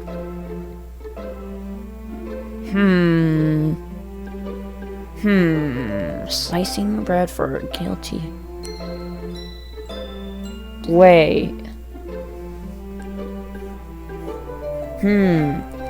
Are you saying that your arm, or are you self-harming? Get some help, man. Because, I don't know, this poem really makes me feel like, oh, you're self-harming. Because, like, you're, like, cutting yourself and it's making you satisfied. So you're the raccoon, or, like, your brain can be the raccoon. And it's, like, really liking you're cutting yourself. And so you just do it every day and day and day. And the raccoon's following you and you're the raccoon, and it keeps on wanting to do the same thing over and over again. I don't know, it's just something I connected something to. It was a little more daring with this one than yesterday's. I can see that. It's a lot more metaphorical. I don't know if it's my fault, but I can't begin to imagine what this poem is about. That's right, it's a bit closer to my preferred writing style, using the poem as a canvas to express vivid imagery and conveying emotions through them. Yeah, if I take it at face value, then I can't even figure out what it's supposed to mean. Well, I think it's something that different people can relate to in their own way. I wanted to express the way it feels for me to indulge in my more unusual hobbies. Oh God, are knives your hobby? Oh dear God, I think knives are your hobby. There's those sorts of things I'm usually forced to keep to myself, so I sometimes enjoy writing about them. Why do you keep them to yourself? Because they're embarrassing, and people would make fun of me. Don't you have anything like that, Mom? Well, yeah, I guess I do. I feel like everyone has a little something like that. The best we can do is respect each other and our individualities.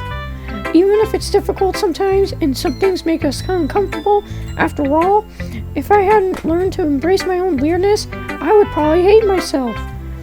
I might be ranting a little bit now, but I'm glad you're a good listener. Wait, I should save this one. Yes. Because I've done quite a bit. Dang. Yeah, okay. No, Sayori, why not? ... Ooh, I like this one, Mom. It has some nice feelings in it. Ah, I'm glad. Does that mean it's better than yesterday's? Let me think. I don't know. I guess I like them both. That's not very helpful, you know. Well, I'm not very good at figuring out poems are good or bad. But that's why I just go by my heart. If it makes me feel things, then it must be a good poem. I'm not sure that's exactly how it works. Then again, I guess conveying feelings is a pretty important part of this whole thing. Yeah, maybe. Honestly, I don't even know what kind of writing you like in the first place. Yeah, me neither. Ugh. Why don't you at least try giving it some thought? You want to write something for me? That's so sweet. Yeah, right. But you're always thinking about other people. You need to think about yourself for once think about yourself once in a while. If you don't, you might end up getting hurt at some point. Well, I don't really know what you mean, but I'll try to keep it in mind. Well, whatever. Anyway, let's see. I guess I like happy poems. Wait, sometimes I like sad poems too. Sometimes a little bit of both. There's a word for that, right?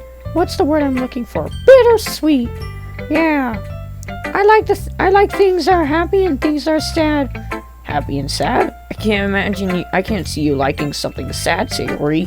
Well, I like happy the most. But sometimes when you have a little rain cloud in your head, a sad poem can help give the rain cloud a little hug and make happy rainbow. Sayori, that's unexpectedly poetic. Yeah, it is? Maybe I'm getting better at expressing my feelings after all. Thanks, Mom. I should go write that down then. You can read my poem now, okay? Oh boy. Oh my god. Why are these so long? Oh gosh, I thought this said little balls of shit, but no. I pop off my scalp like a lid of cookie jar. It's a secret place where I keep all my dreams. Little balls of sunshine, all rubbing together like a bundle of kittens. I reach inside with my thumb and forefinger and pluck one out. It's warm and tingly, but there's no time to waste. I put it in a bottle to keep it safe, and I put the bottle on a shelf with all the other bottles. Happy thoughts, happy thoughts, happy thoughts. in bottles all in a row. My collection makes me lots of friends, each bottle of starlight to make amends. Sometimes my friend feels a certain way. Down comes a bottle to save the day. Night after night, more dreams. Friend after friend, more bottles. Deeper and deeper my fingers go, like exploring a dark cave, discovering the secrets hiding in nooks and crannies, digging and digging, scraping and scraping. I blow dust off my bottle caps. Doesn't feel like time had lapsed. My empty shelf could use some more. My friends look through my locked front door. Finally, all done. I open up, and in come my friends. In they come in such a hurry. Do they want my bottles that much? I frantically pull them from the shelf, one after the other, holding them out to each and every friend, each and every bottle. But every time I let one go, it shatters against the tile between my feet. Happy thoughts, and shards all over the floor. They were supposed to be for my friends who aren't smiling. They're all shouting, pleading something, but all I hear is echo, echo, echo inside my head. Ooh, okay, these poems are getting a little sadder. Happy thoughts, happy. Okay, this poem seems a little fishy and sad. Holy crap. Yeah, that's my reaction. Siri, did you really write this? Of course I did. Didn't I tell you yesterday I was gonna write the best poem ever? Yeah, but, I didn't expect something like this coming from you. Monica taught me a whole lot, and I've really been in touch with my feelings recently. I see that. And check on something. Okay, it's still holy crap, 2 hours! Oh my gosh, I've been recording my voice for 2 hours. Good lord. I see that. It's almost kind of creepy. Creepy? Well, not exactly. Maybe because I'm so used to you being cheerful. Well, never mind. I'm thinking too hard about it. The point is, it came out good, and you should be proud of it. Ah, thanks. I feel like I was meant to express myself in this way. It helps me understand my own feelings a bit better. Writing is like magic. You've gotten pretty passionate about this, huh? I hope you keep it up. Yeah, writing's the best. I'm gonna keep writing until I die. Ha, don't get ahead of yourself. The fuck? Okay, don't get ahead of yourself. Okay, so Yuri's always had a habit of getting obsessed with something before dropping it no more than a week later. I wonder if this is one of those times, but seeing the passion in her eyes makes it hard for me to be pessimistic? I don't know. Let's save. It's only been like 5 minutes, but who cares? Seeing the passion in her eyes makes it hard for me to be pessimistic. Oh yeah, I already said that. Alright, let's do Natsuki. Let's see what she's got. ... Natsuki reads my poem. This is the shittiest poem I've ever read. By now, she must have read it more than once. Ugh. ... Question mark? Is that bad? No, it's not. It's good. It's really good, okay? There, I said it. Ugh, this wasn't supposed to happen at all. Why can't you just be bad at this? My poems are supposed to impress you, not the other way around. You're trying to impress me? Obviously, did you think I'd let you enjoy Yuri's writing more than mine? Give me a break. Well, in that case, what's the problem with me trying to impress you?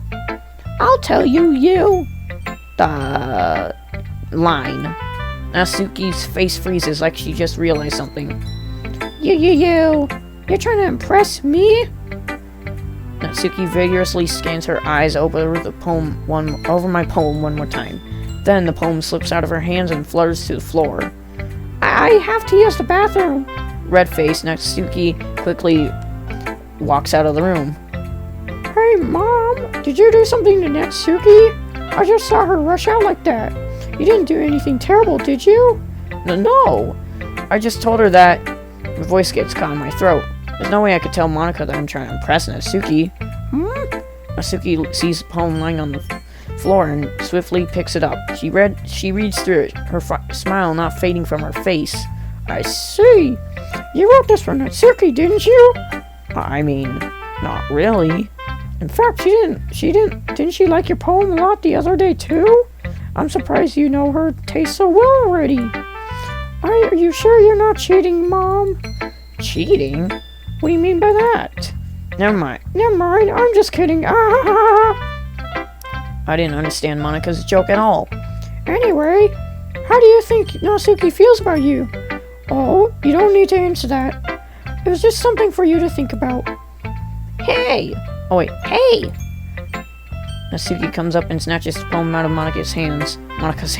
Neither of us have noticed her re-enter the classroom. Did you read this, Monica? Of course, I liked it. ugh, You should really stop reading things that aren't for you, you know. You have a bad habit of doing that. There?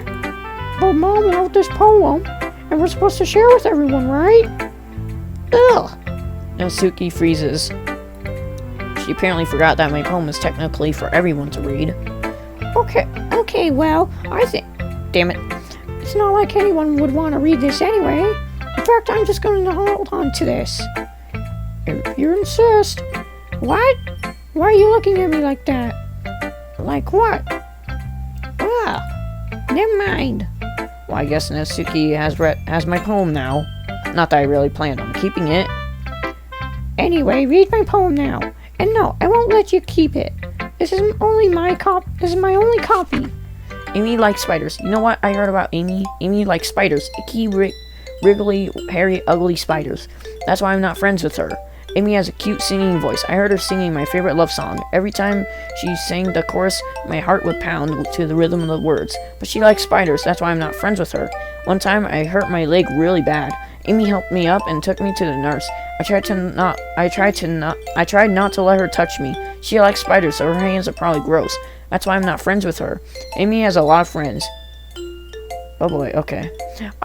Amy has a lot of friends. I always see her talking to people. She probably talks about spiders. What if her friends start to like spiders too? That's why I'm not friends with her. It doesn't matter if she has other hobbies. It doesn't matter if she keeps it private. It doesn't matter if she doesn't hurt anyone. It's gross. She's gross. The world is better off without spider lovers. And I'm gonna tell everyone. Damn, what the heck? Not bad, right? It's quite a bit longer than yesterday's. Yesterday's was way too short. I was just warming up. I hope you didn't think that was the best I could do. No, of course not. Anyway, the message is pretty straightforward in this poem. I doubt I have to explain it. Sometimes you can explain complicated issues with much simpler analogies, and it helps people realize how stupid they're being. Like, anyone would agree that the subject of this poem is an ignorant jerk. Do you know people like that? Of course, it's about how people think That doesn't matter. It can be done about anything. I wrote it to be easy to relate to. Everyone has some kind of weird hobby or guilty pleasure. Something that you're afraid of. You're afraid if people find out, they make fun of you or think less of you.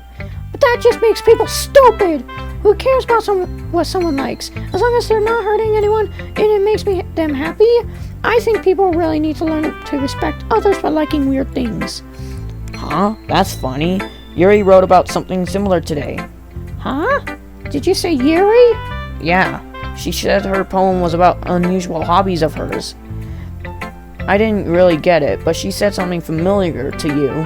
That people shouldn't make each other feel insecure about those things. Really? Well, I guess Yuri's pretty weird, so I wouldn't doubt that she has some weird hobbies. Not that there's anything wrong with that. It's not like I would judge her or anything. Natsuki has trouble finding words.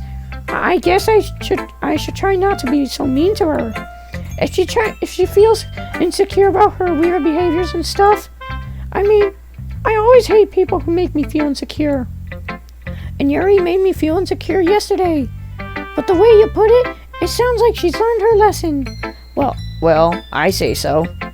Even if her writing style's really different, I'm sure she'll appreciate the message in your poem. You know, I'm glad you can appreciate this kind of writing. I mean, I know I was talking about that yesterday, but I've been enjoying sharing with my writing with you, so consider yourself lucky, okay? Ha. Well, thanks for being honest. What's that supposed to mean? I'm always honest. G's. Just look forward to tomorrow too, okay? Alright, I will. Do, do, do, do. Who should I show my poem to next? Well, but I thought wait, what? I'm sorry. I thought I gave my poem to Natsuki. What the frick? Do I just have a duplicate copy with me? That was kind of silly with Natsuki. That was kind of silly with Natsuki earlier, wasn't it? I'm glad the two of you have been getting along so well. ... That's one way of putting it. Anyway, I already read your poem, but you can go ahead and read mine now. Oh, that's right. Okay. I like the way this one turned out, so I hope you do too. Oh boy.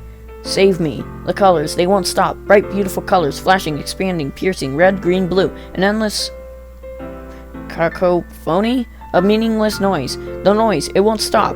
Violent, grating waveforms, squeaking. That's a weird way to write a G. Who the frick writes a G with a line in there?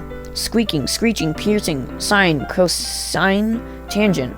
Like playing a chalkboard on a turntable. Like playing a vinyl on a pizza crust.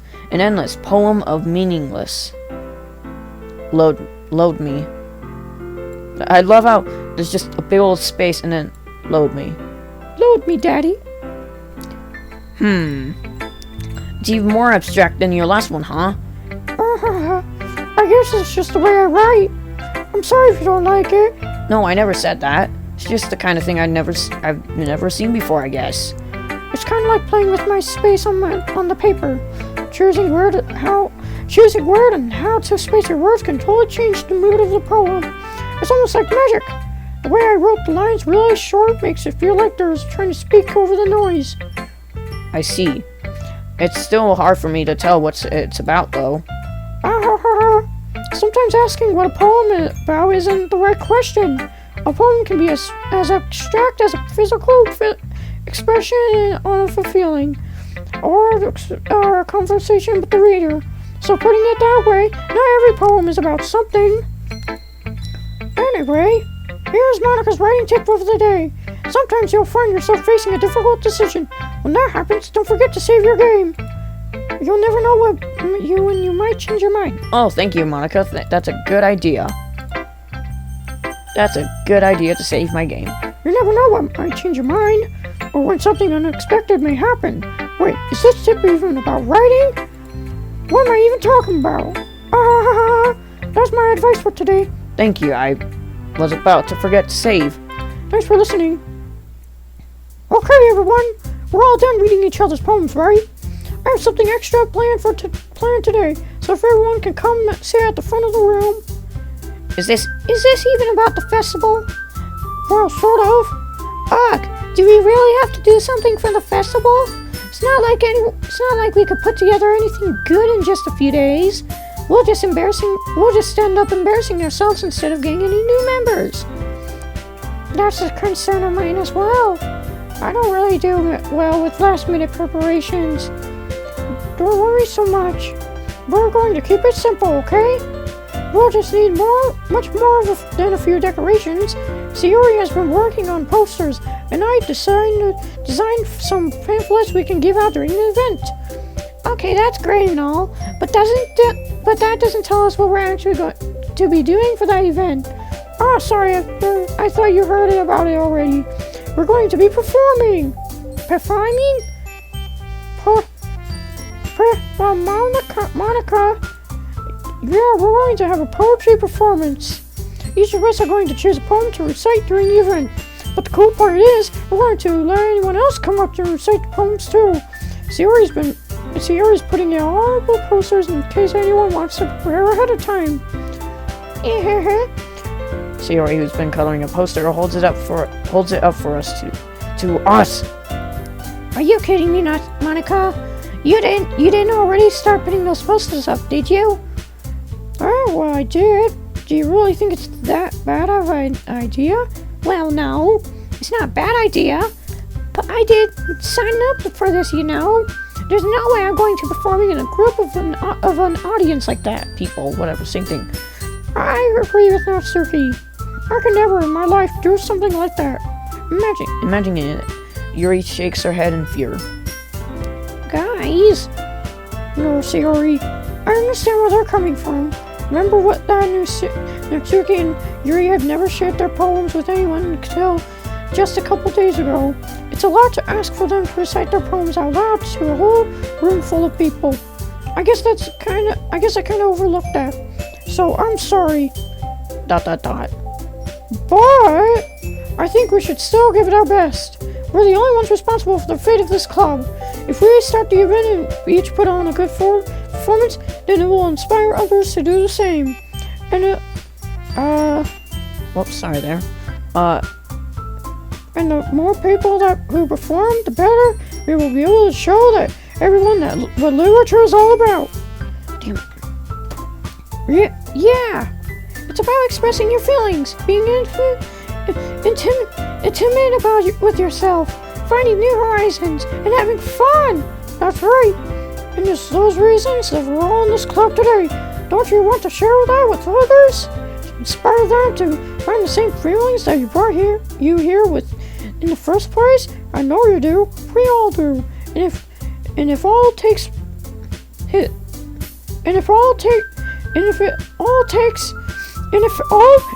is standing in front of a room for 2 minutes and reciting a poem, then I know you can do it. ...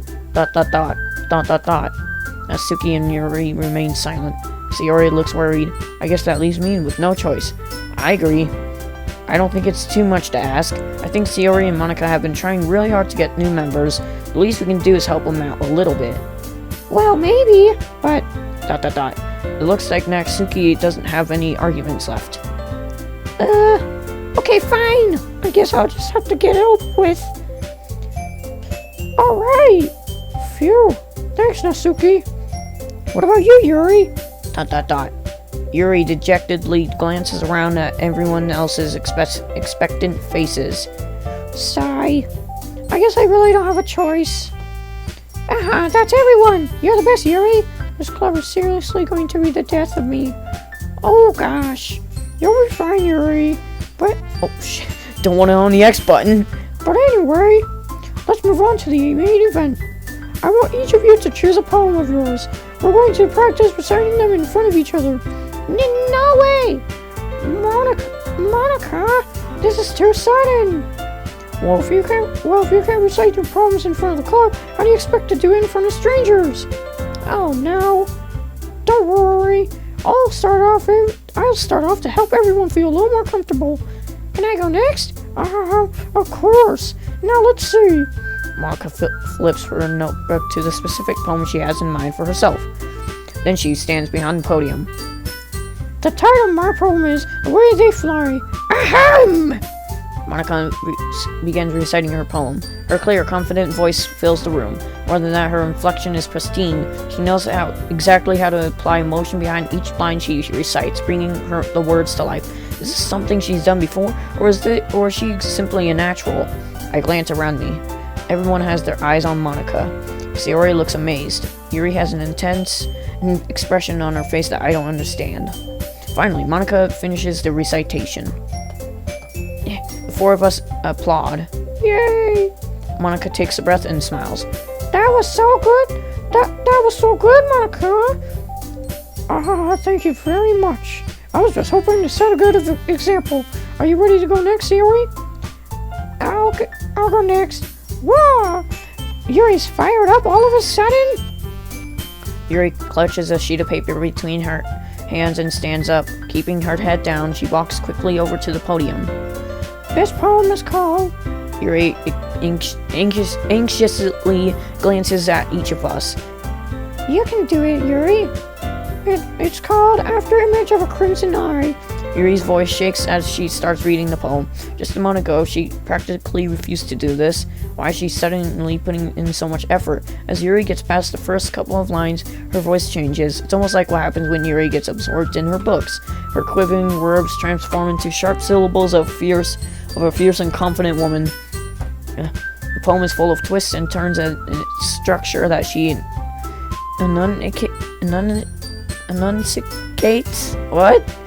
enunciates with perfect timing. This must be a rare glimpse into the whirling fire Yuri keeps concealed inside her head. Suddenly, she's finished. Everyone is stunned. Yuri snaps back into reality and glances around her as if she bewildered her, even herself. It's up to me to save this situation. I'm the first to start applauding. Everyone joins me afterward, and we get Yuri the recognition she deserves. It's not that we didn't want to applaud for her. Let me check on something. Alright, we're good. It's not that we didn't want to applaud for her, but we were so caught off guard that we must have forgotten. As we applaud, Yuri holds the poem to her chest and rushes back to her seat. Yuri, that was really good. Thank you for sharing. ... Looks like Yuri's down for count. Oh wait, looks like Yuri's down for the count. Okay, I guess I'm next then. Yuri hops out of her chair and cheerfully walks to the podium. This one's called My Meadow. Sorry, I giggled. Sayori. It's a lot harder than I thought. How did you guys do it so easily? Try not to think of it like you're reciting to other people. Imagine if you're reciting it to yourself, like in front of a mirror or in your own head. So your poem so it'll come out the best way. I see. Okay then. Sayori begins her poem. Somehow it feels like her soft voice was made a perfect match. The poem isn't aimlessly cheery like Sayori is, serene and bittersweet. If I were to read this on paper, I probably wouldn't think much of it. But hearing it come from Sayori's voice almost gives it a whole new meaning. Maybe this is what Sayori meant when she said she likes my poems. It's like I get to reach more deeply into someone I thought I knew through and through. Sayori finishes and we applaud. I did it! Good job, Sayori. Even Mom liked it. I guess that's a good sign. What does that even mean? It came out really nicely, Sayori. The atmosphere of the poem fits you really nicely.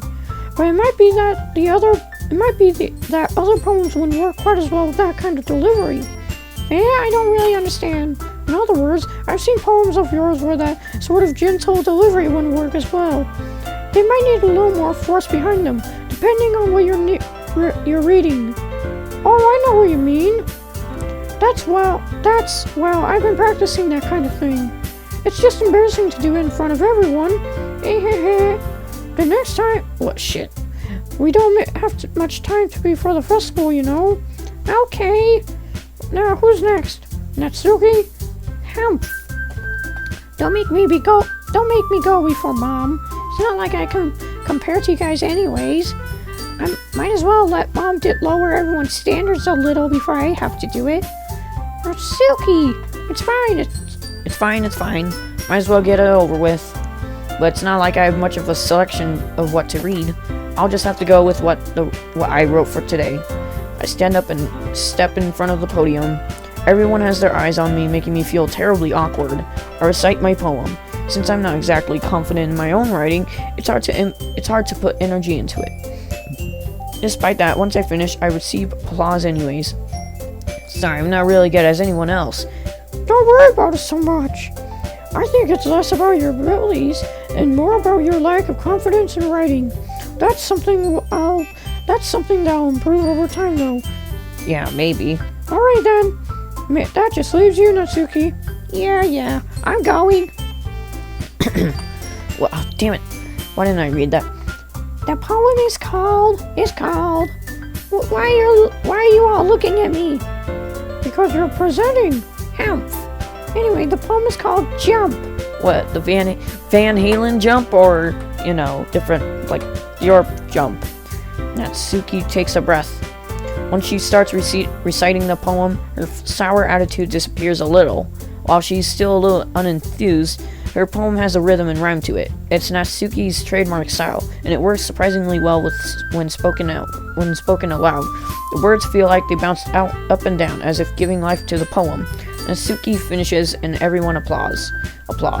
She huffs back to her seat. That wasn't so bad, was it? It's easy for you to say. You better not make me do that again. Well. Do you at least feel prepared enough to recite a poem in front of other people? I mean, doing it in front of other people will be way easier. I can put on whatever face I want for people.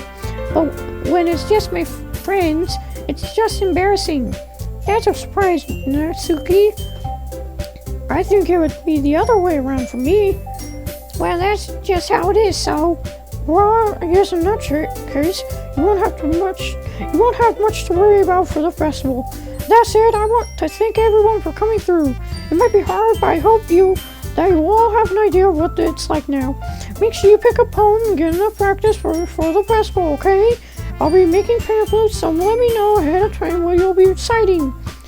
Jeez, I should probably find some other poem to recite instead. That's fine too.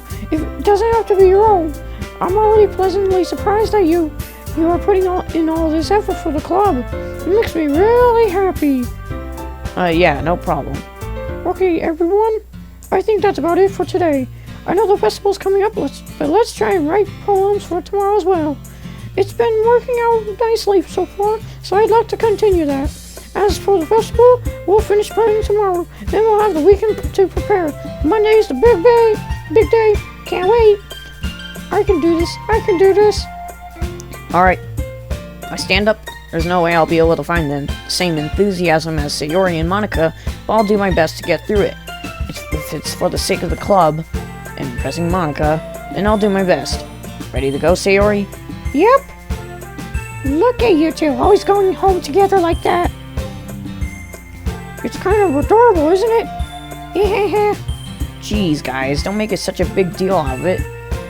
It must be nice, though. Well, how am I supposed to respond to this? It's okay, Mom. You don't have to say it. Whatever, let's go already. I walk home with Sayori once more. Even though it's only been a few days, a lot of things have already changed. But today, Sayori is being a little quieter than usual on the way home. Hey, Sayori. ... Sorry, I was spacing out. No wonder. I was thinking about something from earlier. Like how we get to... Sayori fumbles with her words. So, let's just say that one day, Natsuki asked Tom to walk home with you. Huh? What would you do?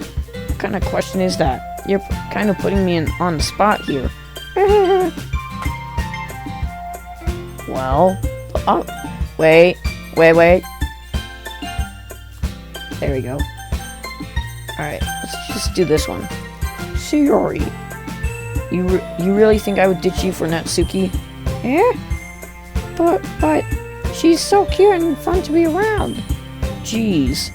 I already see her in the club every day. Besides, you always seem to really like going home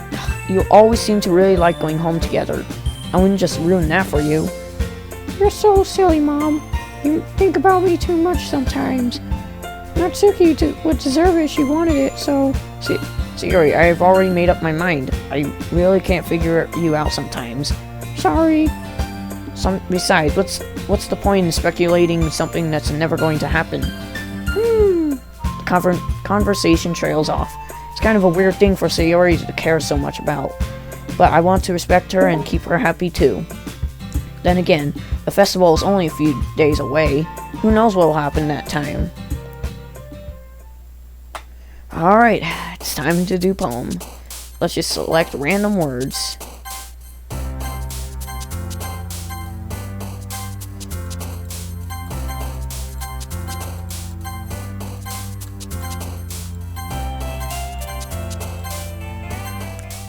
Alright, I think I did a pretty fair one.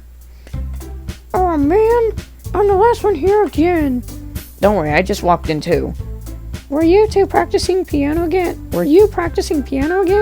Yeah. You must have a lot of determination. Starting this club and now picking up piano? Well, maybe not determination, but I guess passion. Remember that the club wouldn't be here if it wasn't all for you. For all of you. And I'm super happy that you're all willing to help out for this festival too. Yeah. I can't wait for the festival. It's gonna be great. Huh? Weren't you complaining about it yesterday, Natsuki? Well, yeah, but I'm not talking about our part of the festival. It's a whole day of school where we get to play and eat all kinds of delicious food. You sound a bit like Sayori all of a sudden. Monica, do they usually have fried squid? Squid? That's a pretty specific thing to look forward to. Oh, come on. Are you saying you don't like squid? I hate squid. You of all people. Yeah, I didn't say I didn't like it.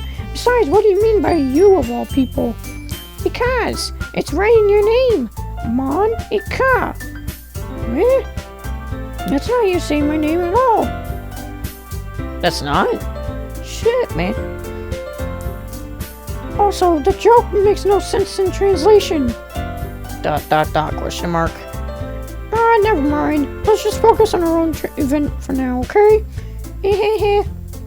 Fine. Your reactions aren't as fun as Yuri's or Sayori's anyway. Excuse me, where is Sayori anyway? Oh, there you are. Sayori is sitting at a desk in the corner of the room, looking down at nothing. I walk over to her. Hey, Sayori. I wave my hand over in front of her face. Yeah? You're spacing out again. Sorry, don't mind me. You can go talk to everyone else. Huh? Is everything alright? Of course. Why wouldn't it be? It just feels like you're a little bit off. Sorry for assuming things. Jeez, you worry too much about me. I'm fine, see? Sayori shows me a big smile. Don't let me distract you from having fun with everyone. Well, alright. If you say so. I worriedly glance at Sayori before turning back toward everyone else. The conversation has already dispersed, with everyone back at their usual activities. Maybe I should ask Monica if she's noticed anything about Sayori recently. Since they've been preparing for the festival, they must be spending a lot of time together. I timidly approach Monica, who is shuffling through some papers at her desk. Mom, what's up? Hey, this might sound a little strange, but have you noticed anything up with Sayori recently? Anything up with her? What word do you read? Maybe I'm just reading into it a little too much, but she seems downcast today. Oh, you think so? I can't say I've noticed anything about her. Monica peers across the room at Sayori, who's idly dragging a rubber eraser up and down her desk. Maybe there is something on her mind. But I'm surprised I'm not the one asking you, Mom. You certainly know her a lot better than I do. Yeah, but she's never really like this. She's always talked to me about things that bothered her, but this time, when I asked her, she's really dismissive. Sorry, I know it's not your problem. I just wanted to ask if you knew anything, so I'll drop it now. No, it's important to me too. I mean, I'm also friends with her, and I also care about the well-being of my club members, you know. Maybe I'll try talking to her myself. And you sure about that? She seemed like she wanted to be left alone. Are you sure?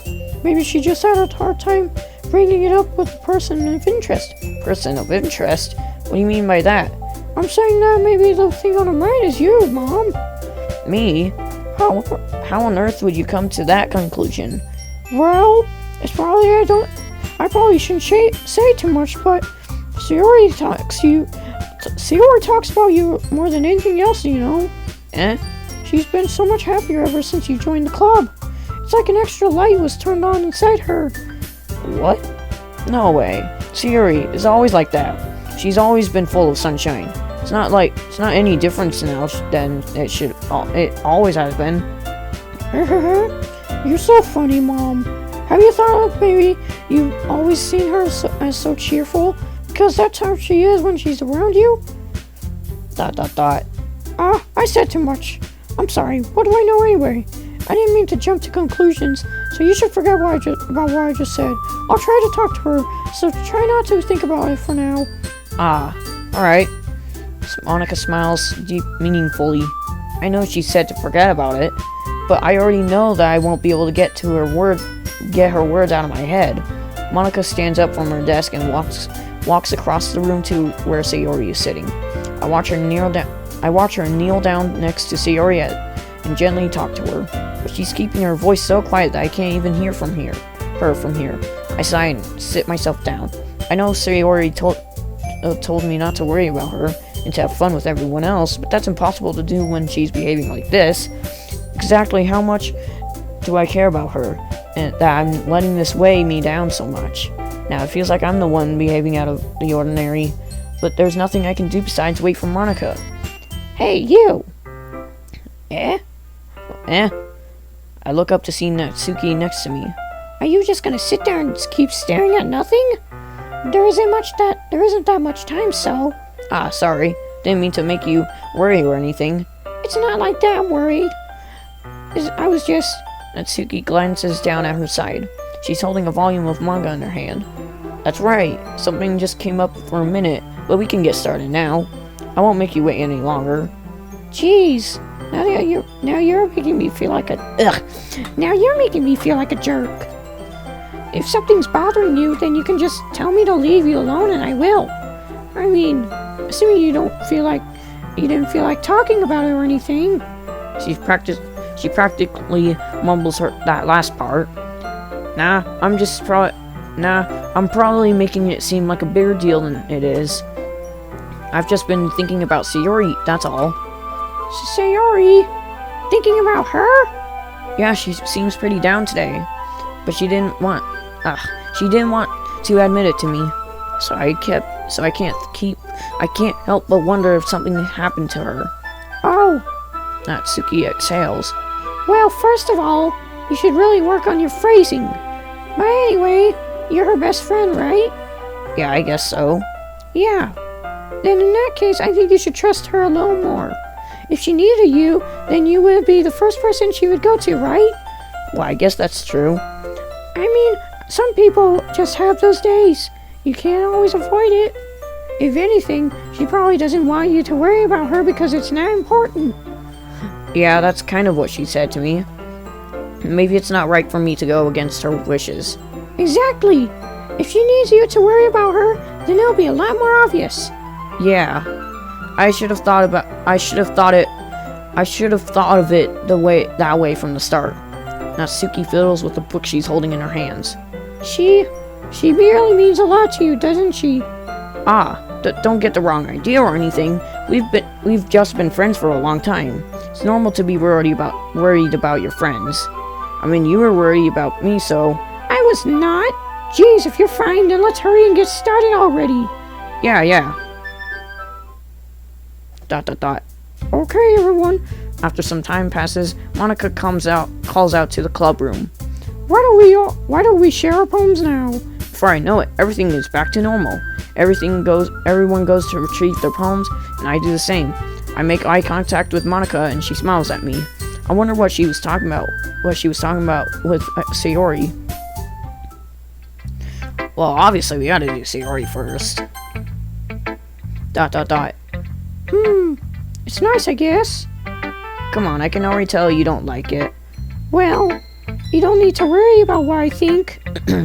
After all, you wrote this for someone else, didn't you? Probably Yuri. I didn't write this for anyone specifically. Maybe. That's not really what I meant, though. But it's okay. I feel like I'm losing my voice. You're making new friends just like I was hoping. That makes me really happy. And you're happy too, right? In this club? Well, of course I am. Good. That's all that matters to me. Thank you, Mom. Sayori, is there something wrong? Huh? No, nothing. I'm just a little tired today. Alright, just tell me if you need anything. I will. Don't worry about me, okay? You can go play with everyone else now. If you insist. Yay! I'm gonna go home a little bit early today. Sayori. Tell Monica I wasn't feeling well, okay? I'll see you tomorrow. Before I can say anything else, Sayori cheerfully walks out of the classroom humming to herself.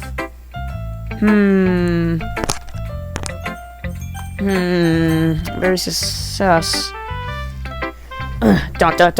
Why do they all start with ... Well done, Mom. Oh, that's why, because they're looking at my poem. Duh. You've definitely improved your writing over the course of these few days. Has my advice been helpful to you? Yeah, definitely. I'm glad.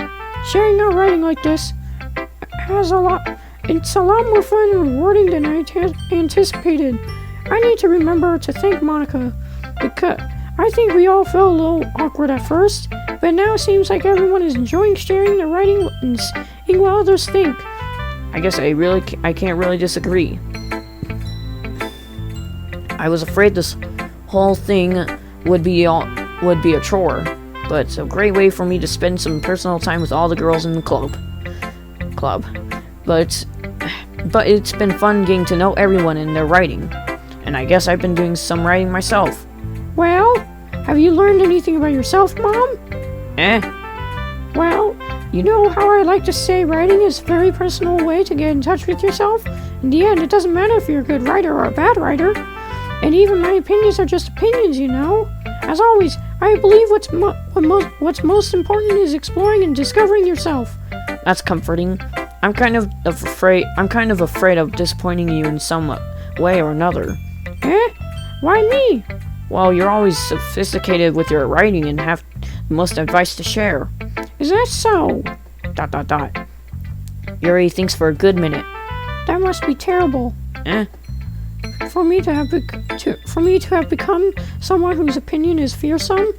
How unlikable of me. Yuri, it's not as bad as you're making it sound like in your head.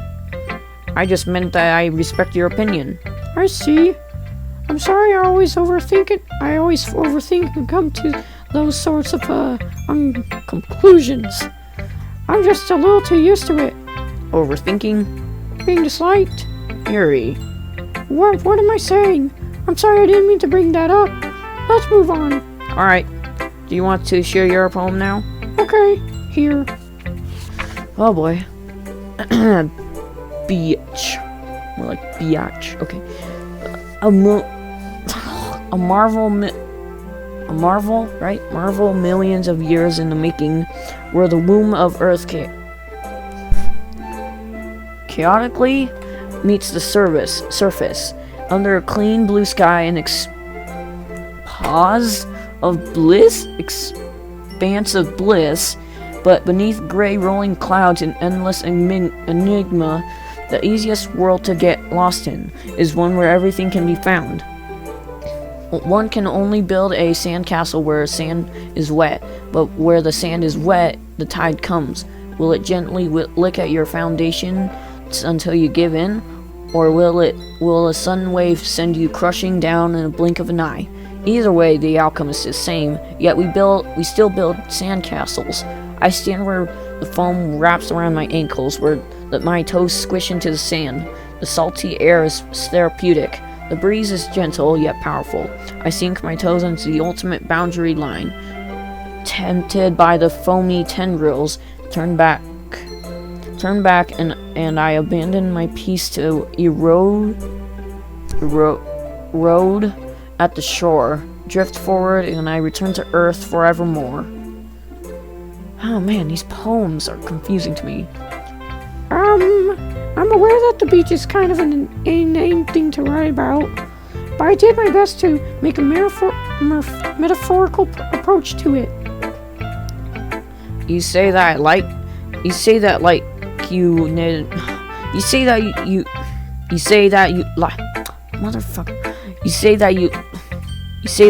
you didn't even want to write about it.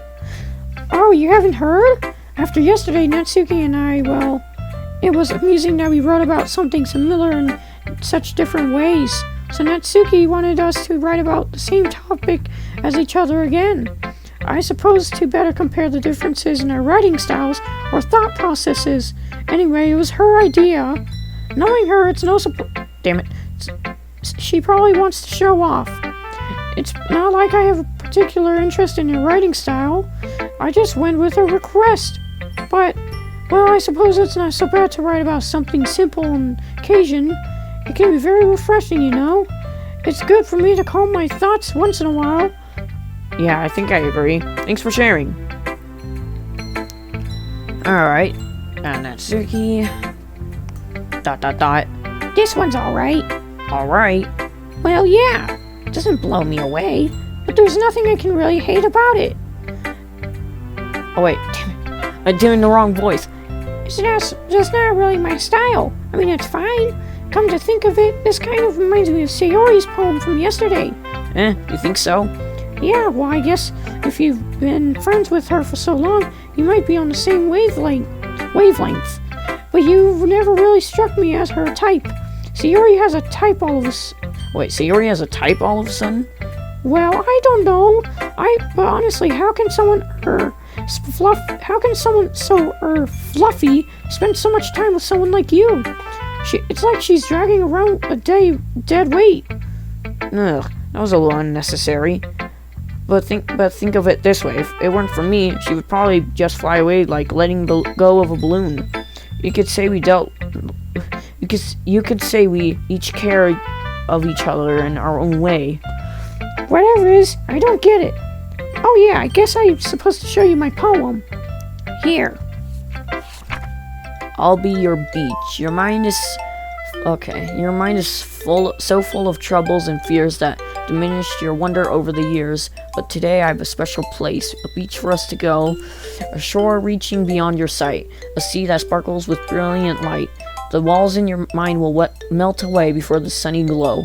I'll be the beach that washes your worries away. I'll be the beach that you daydream about each day. I'll be the beach that makes your heart leap in a way you thought had left you long ago. Let's bury your heavy thoughts in a Palisand, bathe in the sunbeams and hold my hand, wash your insecurities within the salty sea, and let me see you shine. Let's leave your memories in a footprint trail and set you free in my windy sail.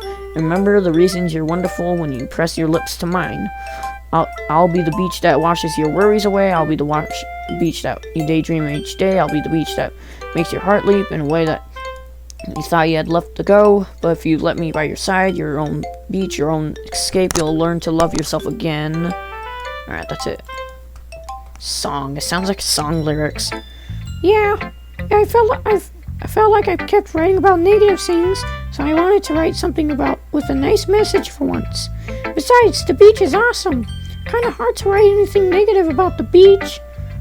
Well, Yuri's take on it was a little more solemn.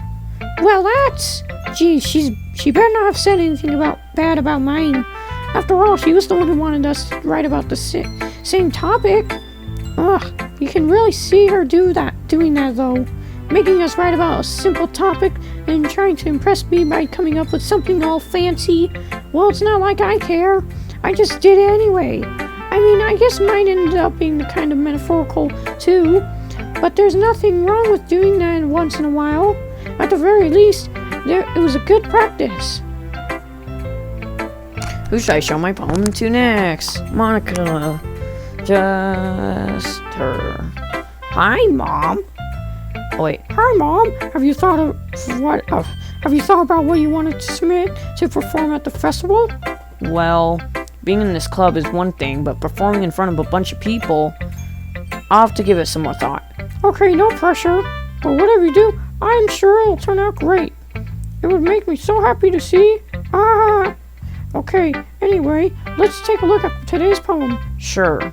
I let Monica take the poem I'm holding in my hands. ... I like this one. It makes me think of something Sayori would like. Is that so? You and Sayori are really good friends, right? I wouldn't be surprised if you had those sorts of things in common.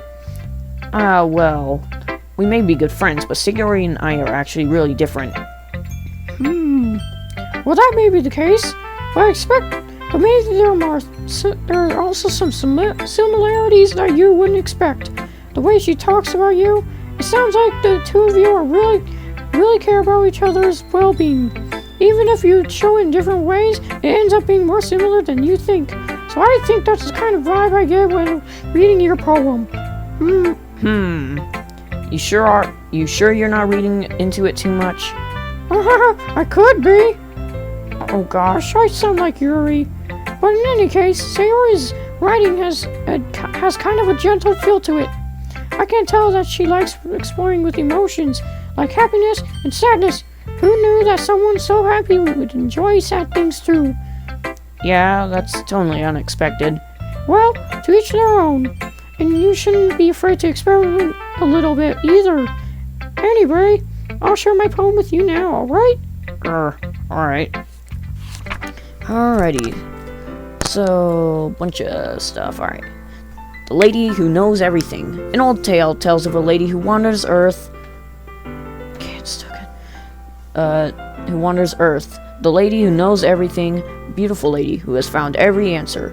All meaning, all purpose, and all that was ever sought. And here I am, a feather, lost adrift in the sky, victim of the currents of the wind. Day after day I search with little hope, knowing legends don't exist. When all else has failed me, when all others have turned away, the legend is all that remains. The last dim star glimmering in the twilit sky? Good lord. Until one day the wind ceases to blow. I fall, and I fall, and fall, and fall even more, gentle as a feather. A dry quill. Wait, that's quill? Oh, that's how you write your oh my gosh, that's how you write your cues, good lord. A dry quill, expressionless, but a hand catches me between the thumb and forefinger. The hand of a beautiful lady. I look at her eyes and find no end to her gaze. The lady who knows everything knows what I'm thinking. Before I can speak, she responds in a hollow voice. I have found every answer, all of which amount to nothing. There is no meaning, there is no purpose, and we seek only the impossible. I am not your legend. Your legend does not exist. And with a breath, she blows me back afloat, and I pick up a gust of wind. Okay. You know, I feel like learning and looking for answers are the sorts of things that give life meaning. Not to get too philosophical or anything, but it was kind of on my mind, so that's what I wrote about. I see. I've never really put much thought into it. In a way, it's almost paradoxical. Because if we all had answers, wouldn't the world start to lose its meaning? You know, there's one thing I noticed. It seems like everyone in the club prefers writing about things that are more sad than happy. Aren't you surprised? I mean, if everything was okay, we wouldn't really have much meaning to write about, would we? Humans aren't the only two-dimensional creatures. I think you'd know that better than anyone. You mean one-dimensional? Oh, yes, that. Anyway, here's Monica's writing tip of the day. Alright, oh wait. I gotta save. Save. Almost forgot to save. Wait, what? It's only been a couple seconds? Come on, that's impossible. Are you ever too shy to share your writing because you're afraid it's not that good? It can really be disheartening to get a lukewarm response to something you put that so much effort into. But if you find other people who enjoy writing, then sharing becomes a lot easier. Because instead of just telling you that your writing is good or okay or bad, they'll just want to focus more on everything that went into it and the things you can work on. It's much more encouraging that way and will make you want to continue improving. It's almost like having your own little literature club, don't you think? That's my advice for today. Thanks for listening. Oh man. Oh. Okay, you three. We're all done sharing poems, right? Why don't we start figuring out... Hold on a second. Is it just me, or did you say something strange just now? Something did sound a bit unusual. That's right. You deviated from your usual catchphrase when addressing the club. A catchphrase? I don't have a catchphrase. Jeez, why is the mood so weird today? Look, even Yuri isn't immune to it. Stagnating air is common foreshadowing that something terrible is about to happen. In your books, maybe. Look, the only thing different is that Sayori isn't here. It seems you're right. Sigh. Sayori always helps lighten the mood a little bit, doesn't she? It's almost like everyone's balance is thrown off a little when she's not around. Where the heck did she run off to anyway? I thought she just went to pee. Natsuki, please show some decency. Oh, come on. She actually wasn't feeling too well and she went home early. Is that so? I hope she's alright. Seriously? Of all the times to not go home with her, you picked the time she's not feeling well? So much for you two being all lovey-dovey. No. First of all, stop misunderstanding my friendship with Sayori. And second, she's kind of been avoiding me lately, so I didn't want to force it. Ooh, that curious expression coming from Yuri, of all people. Calm down, guys. I talked to her earlier and everything's fine. What did she say? Anyway, we need to figure out the rest of the festival preparations, so let's decide what everyone will be doing for this weekend. I already know what I'm doing. That's right. Natsuki will be making cupcakes, but we might need a lot of them in different flavors. Can you handle that all by yourself, Natsuki? Challenge accepted. And as for myself, I'm going to be printing and assembling all the poetry pamphlets. Siri will be helping me design them. And as for Yuri, Yuri, you can, question mark. Guys, can you help me come up with something for Yuri? I'm useless. No, that's not it at all. You're the most talented person here, you know. Now Natsuki's pounding too? Jeez, even I can tell now. I guess I never gave Sayori enough credit, but I guess I can tell things are getting harder, are even harder on you even when she's not around. That may be the case, but if I can't also be a leader on my own, then I won't grow as a person. So Yuri, you have beautiful handwriting, you know, so you should make some of the banners and decorations to help set the atmosphere. Atmosphere? About that, I love atmosphere.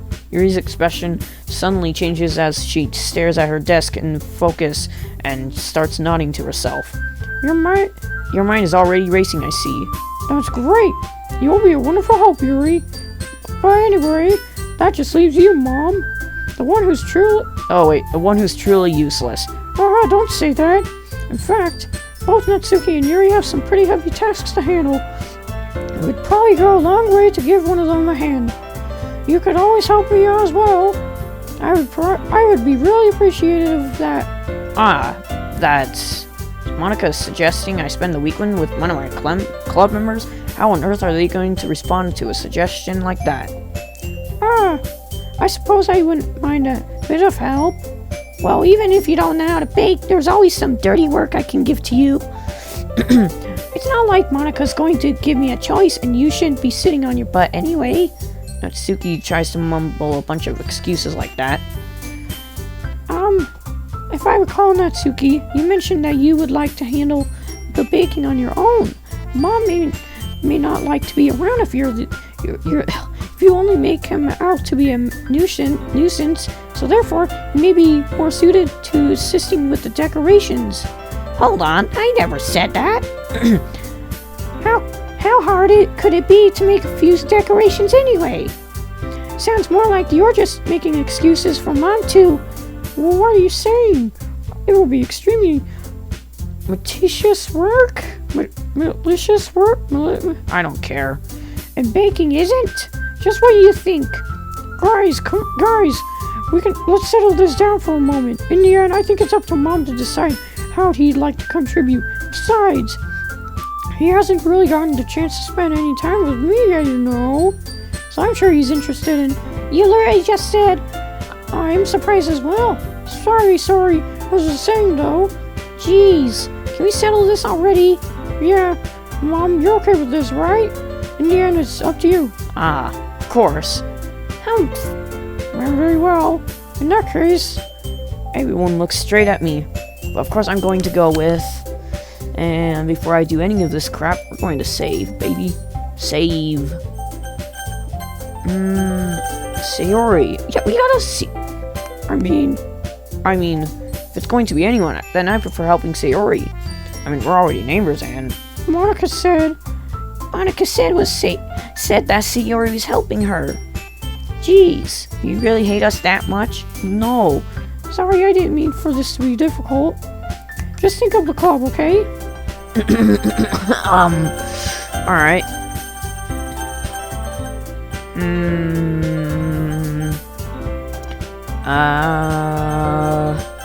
Going to go with...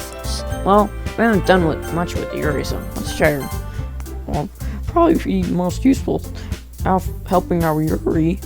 Me? Are you serious? Why would you? Natsuki, I can already tell you're about to say something mean.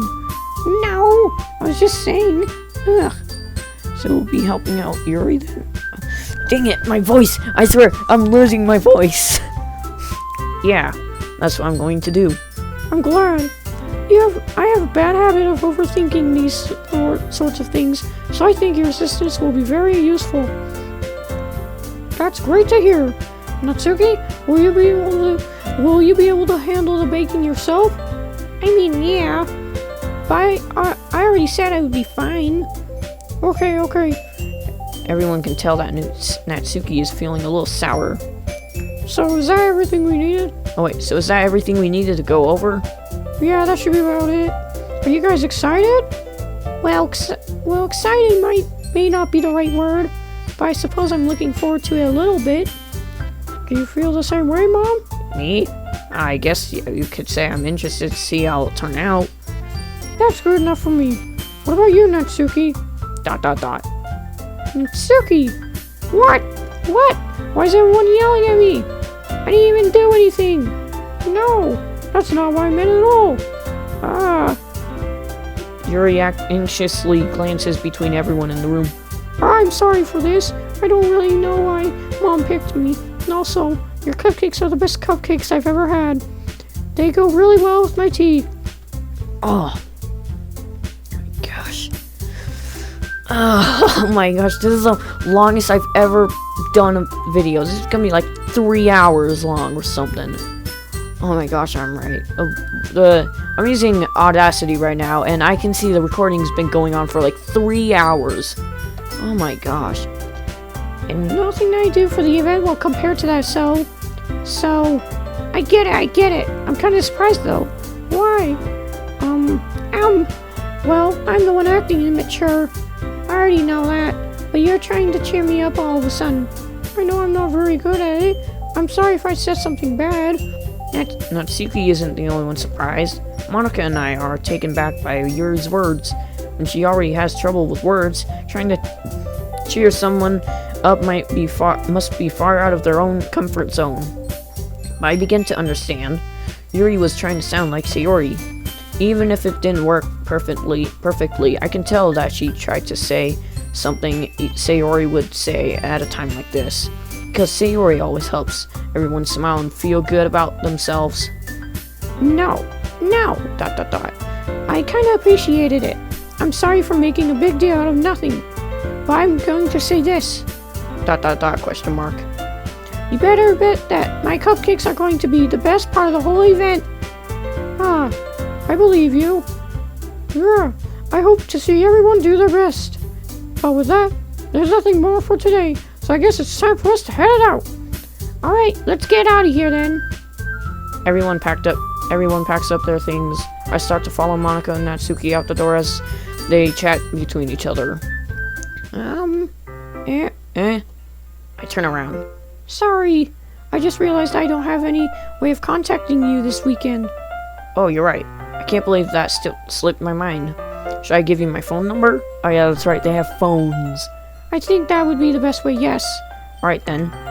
Yuri and I exchange phone numbers. Okay, then I'll be stopping by your house on Sunday. My house? Is that a problem? No, not at all. I just thought that I would be the one going to your house since I'm the one helping you. Oh, I suppose that makes sense. But if you don't mind, I think I would prefer going to your house. Alright. In that case, it won't be a problem. I decide to not press Yuri for some reason. For a reason, not some reason. It's not like it should matter much either way, so I'll just need to make sure my room is clean. I hope I manage to make myself useful in some way. I'm not nearly as creative as you are. Don't underestimate yourself, Mom. I think that will make a very productive team. Even if you chose me because you felt bad or something. Wait, you don't actually think that, do you? ... I don't know.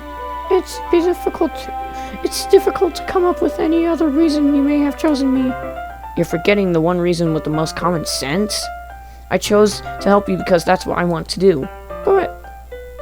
Yuri thinks to herself with an extremely tense expression. Yuri, you're overthinking this. You wanted me to point out when you're overthinking, right? I didn't realize. I'm telling you, I want to. That's all there is to it. Do you believe me? Oh my god. I. Yuri thinks really hard again. She looks straight into my eyes for a long while. I believe you. As if it took her a tremendous effort, Yuri finally says that and relaxes her expression. And I'm really looking forward to Sunday. Yeah, I am too. After that exchange, I made my way out the door and Yuri follows. I can't believe this. Yuri's going to be coming to my house on Sunday? Even though I would prefer to do this with Sayori, my anxiety still shoots through the roof. I guess I've gotten pretty used to handling her at this point, but who knows what might end up happening when we're outside of school. She even told me she was looking forward to it. I shake my head. Why do I feel nervous that Sayori finds out about this? It's not like we feel that way about each other. Besides, like what Monica said, this is about the club. I have nothing to worry about. If I just go with it, then I'll have a good time. It's already Sunday. Whoa. And I've been getting increasingly anxious about Yuri's upcoming visit. I kept telling myself that there's no reason to be nervous, but it doesn't help much. Yuri is clearly an introvert and is also an intimate person in general. There's no doubt that she'll open up a little visit when it's just the two of us. Meanwhile, we've been texting occasionally. She was extremely apprehensive at first, but it wasn't long before I was already learning more about her.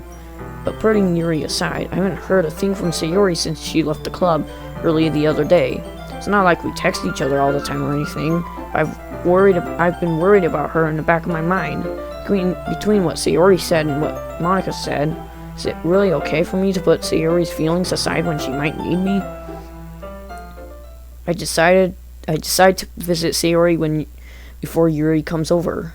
Rather than asking, I simply tell her I'm coming over, much like we've done in the past. Once I reach Sayori's house, I knock on the door before entering it myself. Again, we used to play so often that we made it a habit of simply entering each other's house like we were family. The house is quiet. My heart is sinking right now. I don't like this feeling. Literally, my heart is like sinking. My stomach, all my insides are like sinking. I don't like this.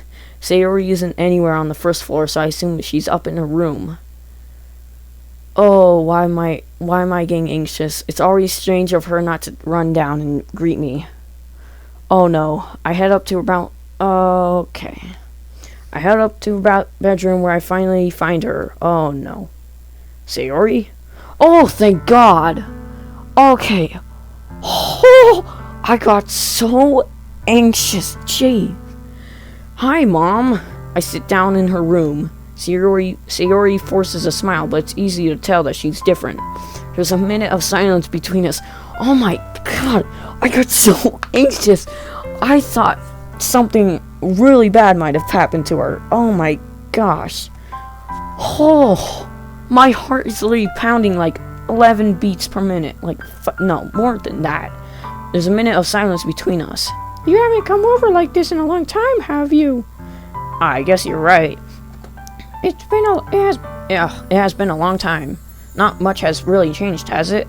Sayori's room is as messy as it has been.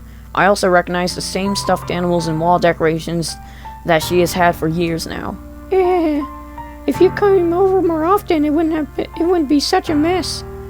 That's because I ended up cleaning it for you. How come you suddenly wanted to come over today? Aren't you supposed to see Yuri today? Yeah, but wait, how did you know that? Sayori had already left by the time we decided that last meeting. Monica told me it's only natural for her to keep me informed about the festival preparations, right? Ah, that's true. But what about you? Aren't you going to be helping Monica today? Of course. But I'm just helping her online. We didn't plan to meet up or anything. Ah, so it's just me and Yuri then. Yep. There's more silence between us. Sayori stares in a random direction. Everything about her behavior is extremely uncharacteristic. Finally get to the point. I just wanted to see how you're doing. After you left on Friday. When something's wrong, you can't hide it from me. I know you too well. So, Sayori smiles, shaking her head. That's no good, Mom. Eh? Why can't it just be like it's always been? This is all my fault. If I didn't get so weak and accidentally express my feelings, if I didn't make that stupid mistake, then you wouldn't have been worried about me at all. You wouldn't have come here. You wouldn't have been thinking about me right now. But is just my punishment, isn't it? I'm getting punished for being so selfish. I think this is why the world decided to have you come over today. And I think it's about time I saved my game. It's only been a couple How has it been only a couple seconds? Come on. Wait. How far have I gone? Wow, I've really gone pretty far. Holy crap. Okay, let's just get back. I think that's why the world decided to have you come over today. I think it just wants to torture me. Sayori. I grabbed Sayori by the shoulders. What on earth are you saying? Are you listening to yourself right now? I know something happened to you. There's no other explanation for you to be like this. So tell me already, damn it. Until I know, I won't be able to stop thinking about it. Sayori gives me an empty smile. You really put me in a trap, Mom. But you're wrong. Nothing happened to me. I've always been like this. You're just seeing it for the first time. Seeing what? What are you talking about, Sayori? You're really just going to make me say it, aren't you, Mom? I guess I have no choice this time. The thing is, I've had really bad depression my whole life. Did you know that? Why do you think I'm late to school every day? Because most days I can't even find a reason to get out of bed. What reason is there to do anything when I fully know how worthless I am? Why go to school? Why eat? Why make friends? Why make other people put their energy and caring to waste by having them spend it on me? Oh no, she's having a midlife crisis! Quick! That's what it feels like. And that's why I just want to make everyone happy, without anyone worrying about me. I'm in shock. I can't even figure out how to respond. How is it possible that Sayori kept this from me the entire time that I've known her? Did she really want so badly for me to just not think about her? Why, Sayori? Why is it that you've never told me about this? It almost feels like I've been betrayed as your close friend. Because if I knew, I would have done everything I could to support you, even if there's only so much I could do. I've tried a little bit harder to make every day a little better for you. That's why I'm your friend. All you had to do was tell me. You don't understand at all, Mom. Why do you think I didn't tell you? Because if I told you, then you would have had to waste effort caring about me instead of doing important things. I don't want to be cared about. It's bittersweet when people try to care about me. It's nice. It feels nice sometimes. But it also feels like a bat being swung against my head. That's why I wanted so badly for you to make friends with everyone else. Helping everyone be happy together is the best thing for me. But then I discovered something else too. Seeing you make friends and get closer with everyone in the club, it feels like a spear going through my heart. So that's why I decided the world just wants to torture me. Every path leads to nothing but hurt. You're right that I don't understand. I don't understand your feelings at all, Sayori, but I don't need to understand. Whatever it takes for me to help you stop hurting, that's what I'll do. No, Mom, there's nothing at all. The only thing that could have helped is if everything could be like it always was. But I was selfish. I finally showed you what a horrible person I am. Tears streaked down Sayori's face. I made you join the literature club because I was selfish, and I was punished by my heart hurting in a way that I couldn't understand. And now you came here, and I made you hurt too. I'm just weak and selfish. That's all I am. And that's why I'm going to accept these punishments, because I deserve every last one. Without thinking, I once again grabbed Sayori's shoulder. This time I pull her into a tight embrace. Mom! Sayori, I don't care if you feel selfish. I'm really happy that you convinced me to join the club. Seeing you every day makes it worthwhile enough. If I make friends with everyone else, then that's just a bonus. But please, never underestimate how much I care about you. I wouldn't have done it in any other way. Mom! Sayori isn't hugging me back. Despite my arms being wrapped around her, Sayori's arms remain at her sides. She starts sobbing next to my ear. No! Don't do this to me! Please, don't do this! Ari... Sayori barely manages to speak between her sobs. I don't know if I'm doing the right thing. All I want is for her to know that I care. If you have it in you to call yourself selfish, then you have to let me be selfish too. No matter what it takes, I'll figure out what needs to be to change.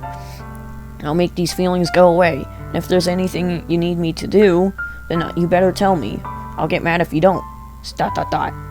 I don't know. I don't know. I don't know. Gently, Sayori finally puts her arms around me in return. I don't know anything. It's all really scary. I don't understand any of my feelings, Mom. The only time I'm not feeling nothing is when I'm feeling pain. But your hugs are so warm, and that's really scary too.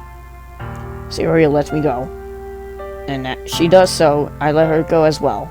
The festival is tomorrow. Yeah, It's going to be fun, right? yeah. How would you like for me to spend it all with you? That's what I want. It's what I want, I promise. I think that would be nice then. Yeah. Sayori, Sayori wipes her eyes. If I could spend the whole day here, I would. Of all days, this has to be the one where I have other plans. Maybe I should cancel. no, don't. Please don't. If you did that, then I really wouldn't forgive you. But it's almost time for Yuri to meet me at my house. And at the very least, do you want to come along and help out? It would be fun. To my surprise, Sayori shakes her head. I'm sorry. I don't know if I want to be I don't know if that would be very good for me today. Yeah. You understand, right? My gosh, 3 hours. It's kind of hard for me to fully understand. I'm trying my hardest. It's okay. Don't worry too much about it. I'll see you tomorrow, okay? Alright. I look forward to it.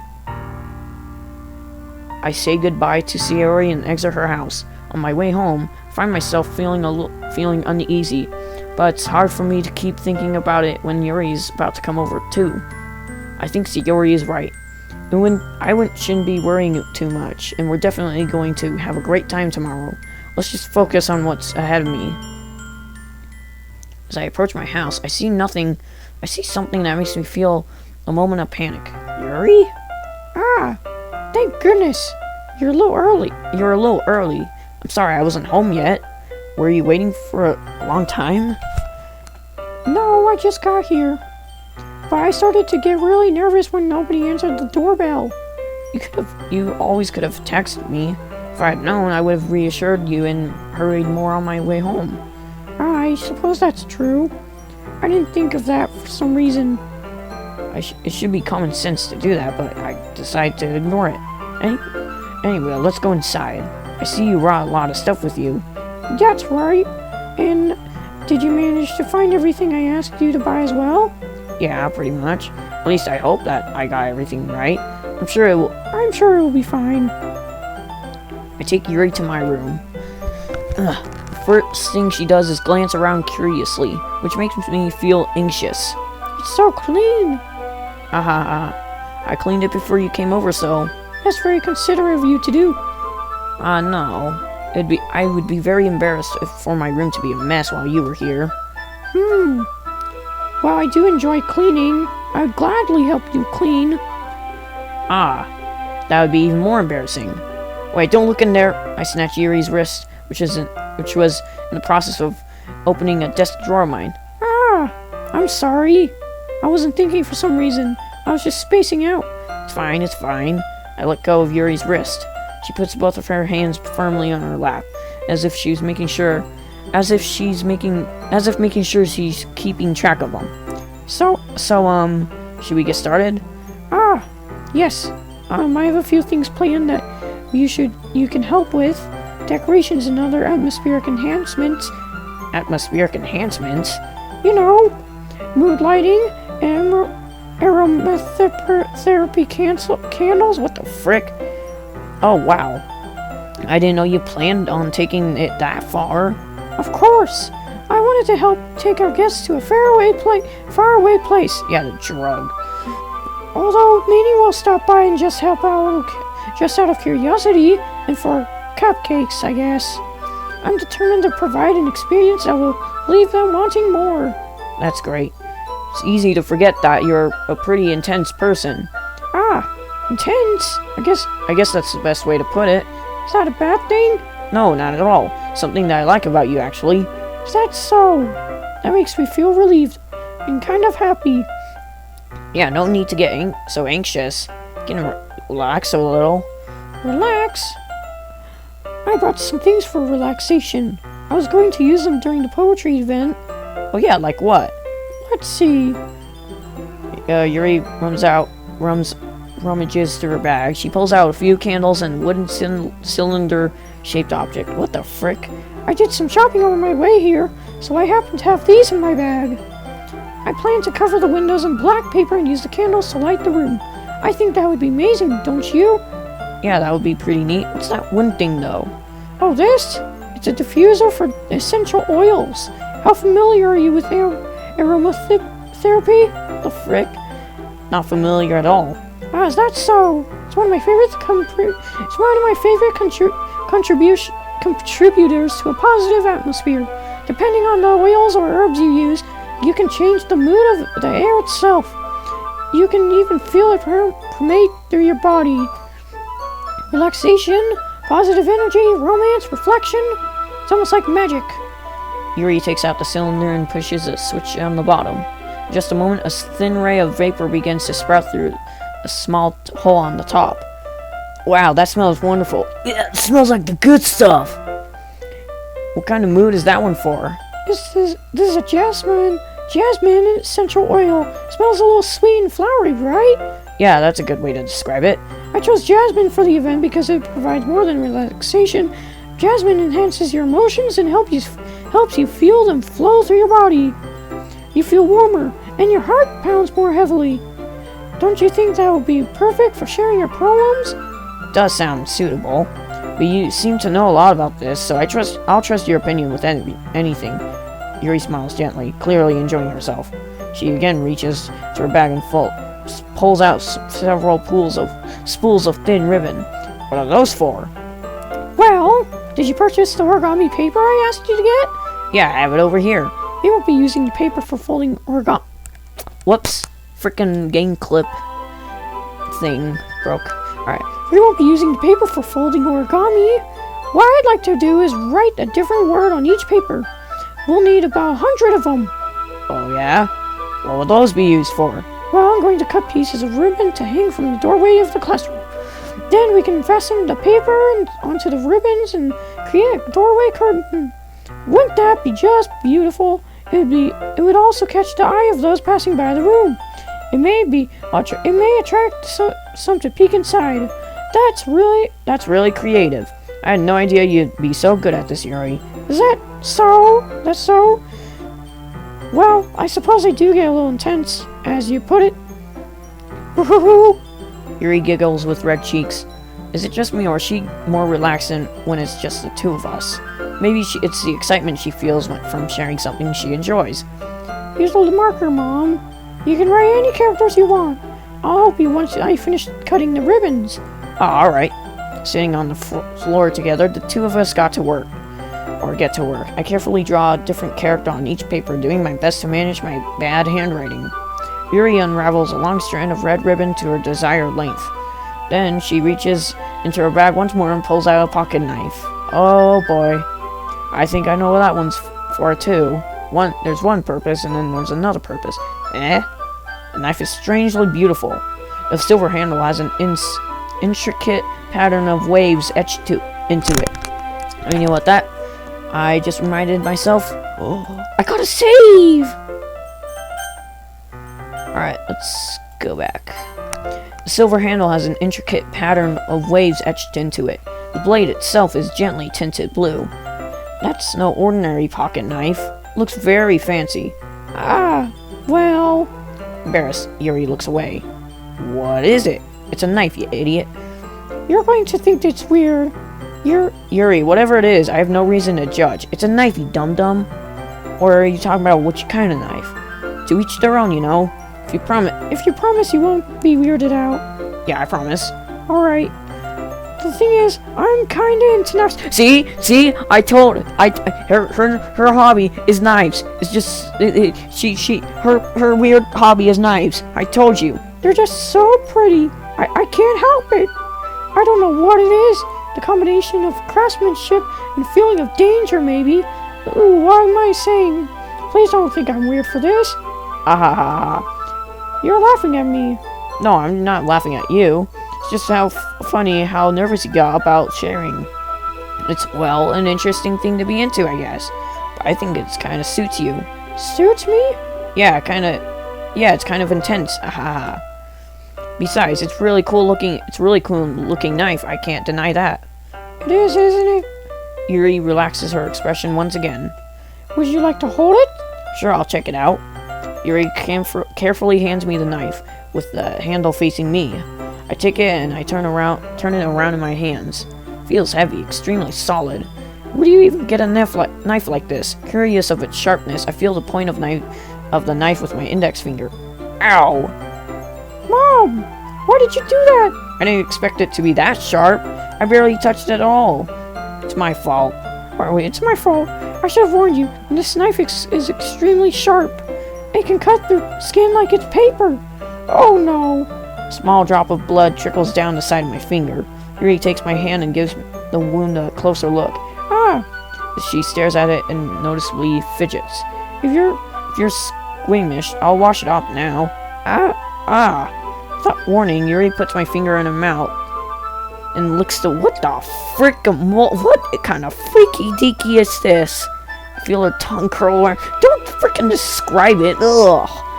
Oh no, she's a vampire. That's what she is. Startled, I instinctively pull my hand back. What the frick? What kind of freaking kinky ass shit is this? Oh, please forgive me. I wasn't thinking. Yuri lowers her head, her face burning up. Yuri, that's the most embarrassing thing I've done. How could I do something like that? I'm sorry. I'm sure it was a little weird and it took me by surprise, but I guess she was trying to help, right? Yuri, I think you're overreacting a little. Oh. She doesn't lift her head. What if she doesn't recover from this for the rest of the afternoon? Alright, you know what? This might be a stupid thing to do, but I'll do it anyway. I take Yuri's hand and lick the freaking— oh my gosh. This is weird. Sorry, weird. And lick her index finger in return. Mom! Did you really just do that? Now we're even. ... Yuri looks at me like I did something wrong. I knew that would be a bad idea. If not for the sweet aroma of jasmine oil, the air would be extremely heavy right now. You're so weird, Mom.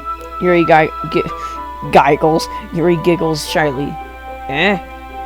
Yuri calling me weird? Oh my gosh. I have no response to that. Where do you keep your bandages? I don't— frick. Where do you keep your bandages? I don't think I need one, actually. It was a tiny cut. Look, it's already stopped bleeding. I see. That's relieving. The tension is quickly lifted. We resume our respective activities. I don't know why I'm having such trouble talking. I watch Yuri's knife cut through the ribbon like it's nothing but air. Meanwhile, I continue to make progress on the paper. After we finish attaching the paper to the ribbons, we lay them all outside, or we lay them all side by side, I think it said. It looks better than expected and will be very effective as a door curtain. It looks great. Good thinking coming up with this, Yuri. Thanks. It's just something I saw online, really. Are you ready to move on to the next task? Yeah, let's do it. What do you have in mind? I'd like to create a banner. That's why I asked you to buy the paint tablets. That's right. One of the items Yuri asked me to buy was a kit of watercolor paint tablets. We'll need about 6 cups of water to put each of the tablets in. Do you mind fetching those for us? Of course not. 6 cups of water. I'll be right back in a minute. Thank you very much. Thank you very much. Oh, and just a little bit of water is okay. If you fill the cups too much, it will be too diluted. After taking Yuri's advice, I decide to use the small plastic bathroom cups rather than full-size glasses. I put them on a plate and catch any paint that drips, then bring it back into my room. Yuri? Yes? I come in to see Yuri quickly unrolling her sleeve, pulling it back over. Ah, fishy, fishy. Nothing. Your face is a little red. Is it too hot in here or anything? No, not at all. There's nothing wrong, so let's mix the paint. Yuri hurriedly dismisses me and takes it upon herself to unwrap the tablets, dropping them into the cups. Oh boy, I think I know what she's doing with the knives. Yeah, I know what she's doing. So, I thought we would do something simple that would look very nice. I'd like to paint a gradient across the banner. Starting with the colors for a sunrise, then daytime, then sunset and nighttime. Once it dries, I'll write an inspirational quote across the banner. We can hang it on the wall behind the podium at the front of the classroom. No, save that just in case. Ah, neat. What are you going to write? Well, it will be more fun to surprise you. Yuri smiles at me. If you say so. After rolling out the banner, Yuri and I kneel on opposite sides so we don't get in the way of each other. Oh my gosh, I think... whatever. Yuri uses a brush and adds a few dots of different colors across the banner to serve as a color guide when we paint. This kind of reminds me of elementary school. Painting on a banner with watercolors feels a lot like the art class projects we had back then. It's relaxing. I'm sorry if this feels too childish. No, I didn't mean that at all. It's kind of fun, you know. Yeah, it is fun. I'm glad you feel that way too. Yuri stops painting for a moment, thinking to herself. For me, I don't need to go out and do crazy things to have fun. In fact, I usually don't want to. I just like when I can spend time with one other person. Even if it's something simple like reading, it doesn't even matter if we don't talk much. Just having a friend next to me makes things feel a little bit nicer. I think that's all it takes for me to be happy. Is that so? Even if Yuri and I are quite different, I can understand where she's coming from. Oh my gosh, okay. I feel that way about things like anime and games, where simply sharing the experience with someone can make me happy. I think I feel the same way. Yuri smiles gently. I think I knew you'd understand. Yuri leans over to the banner and grabs an unused paintbrush, but I move at the same time, causing my hand to bump to hers. Sorry. Yuri reels back, and I quickly lift my hands in surprise. Are you hurt? No, I'm not hurt. It just startled me, that's all. Sorry, I should have asked you to get it for me. It's not your fault. Your face. There are droplets of paint on Yuri's face and neck. Is there something on my face? Yeah, I accidentally got some paint on you. Sorry, it's totally on my fault. I'll get the towel right away. I rush out and fetch a small towel, then I dampen it with hot water. I return to my room and kneel back in front of her. Okay, this shot is weird. Here, I pat down Yuri's face and neck with the towel. Is something wrong? It's hot. I didn't expect it. Sorry. I didn't want to use cold water. Having finished, I go to retract my hand, but Yuri suddenly holds my wrist. Wait. Just a little longer. It feels really nice. Keep my hand still against Yuri's neck. She looks into my eyes. It's an intense expression that I recognize when she reads her books. Almost as if she's lost in a daze, enveloped by her own thoughts. She breathes gently, after slightly parted lips. What is happening? What the frick is happening? Is it aroma of jasmine oil giving me this dizzy feeling? Yeah, you're getting high off it. Yuri's gentle fingers wrapped around my wrist, sending a tingling sensation through my arm. Oh my gosh. Okay, we're gonna save this. Just a moment ago. Yuri slowly pulls away. sorry. I've been just feeling a little lightheaded today. I didn't mean to space out. It's fine. Oh, finally, that was a weird shot. The moment is over as soon as it begun. Yuri picks up her brush again, but her movements seem clumsier, like she's unable to focus. I remain silent, forced to ignore the event that just transpired. I hesitantly retrieve my own brush and continue following Yuri's example. That should do it. I finish filling the night sky with white dots that look like stars. Looking at the banner as a whole, it's very pretty and natural looking. I think it came out better than I expected. I'm really happy with the results. Yeah, me too. Are you going to add lettering now? Not yet. It needs to dry first. That's true, but won't that take a while?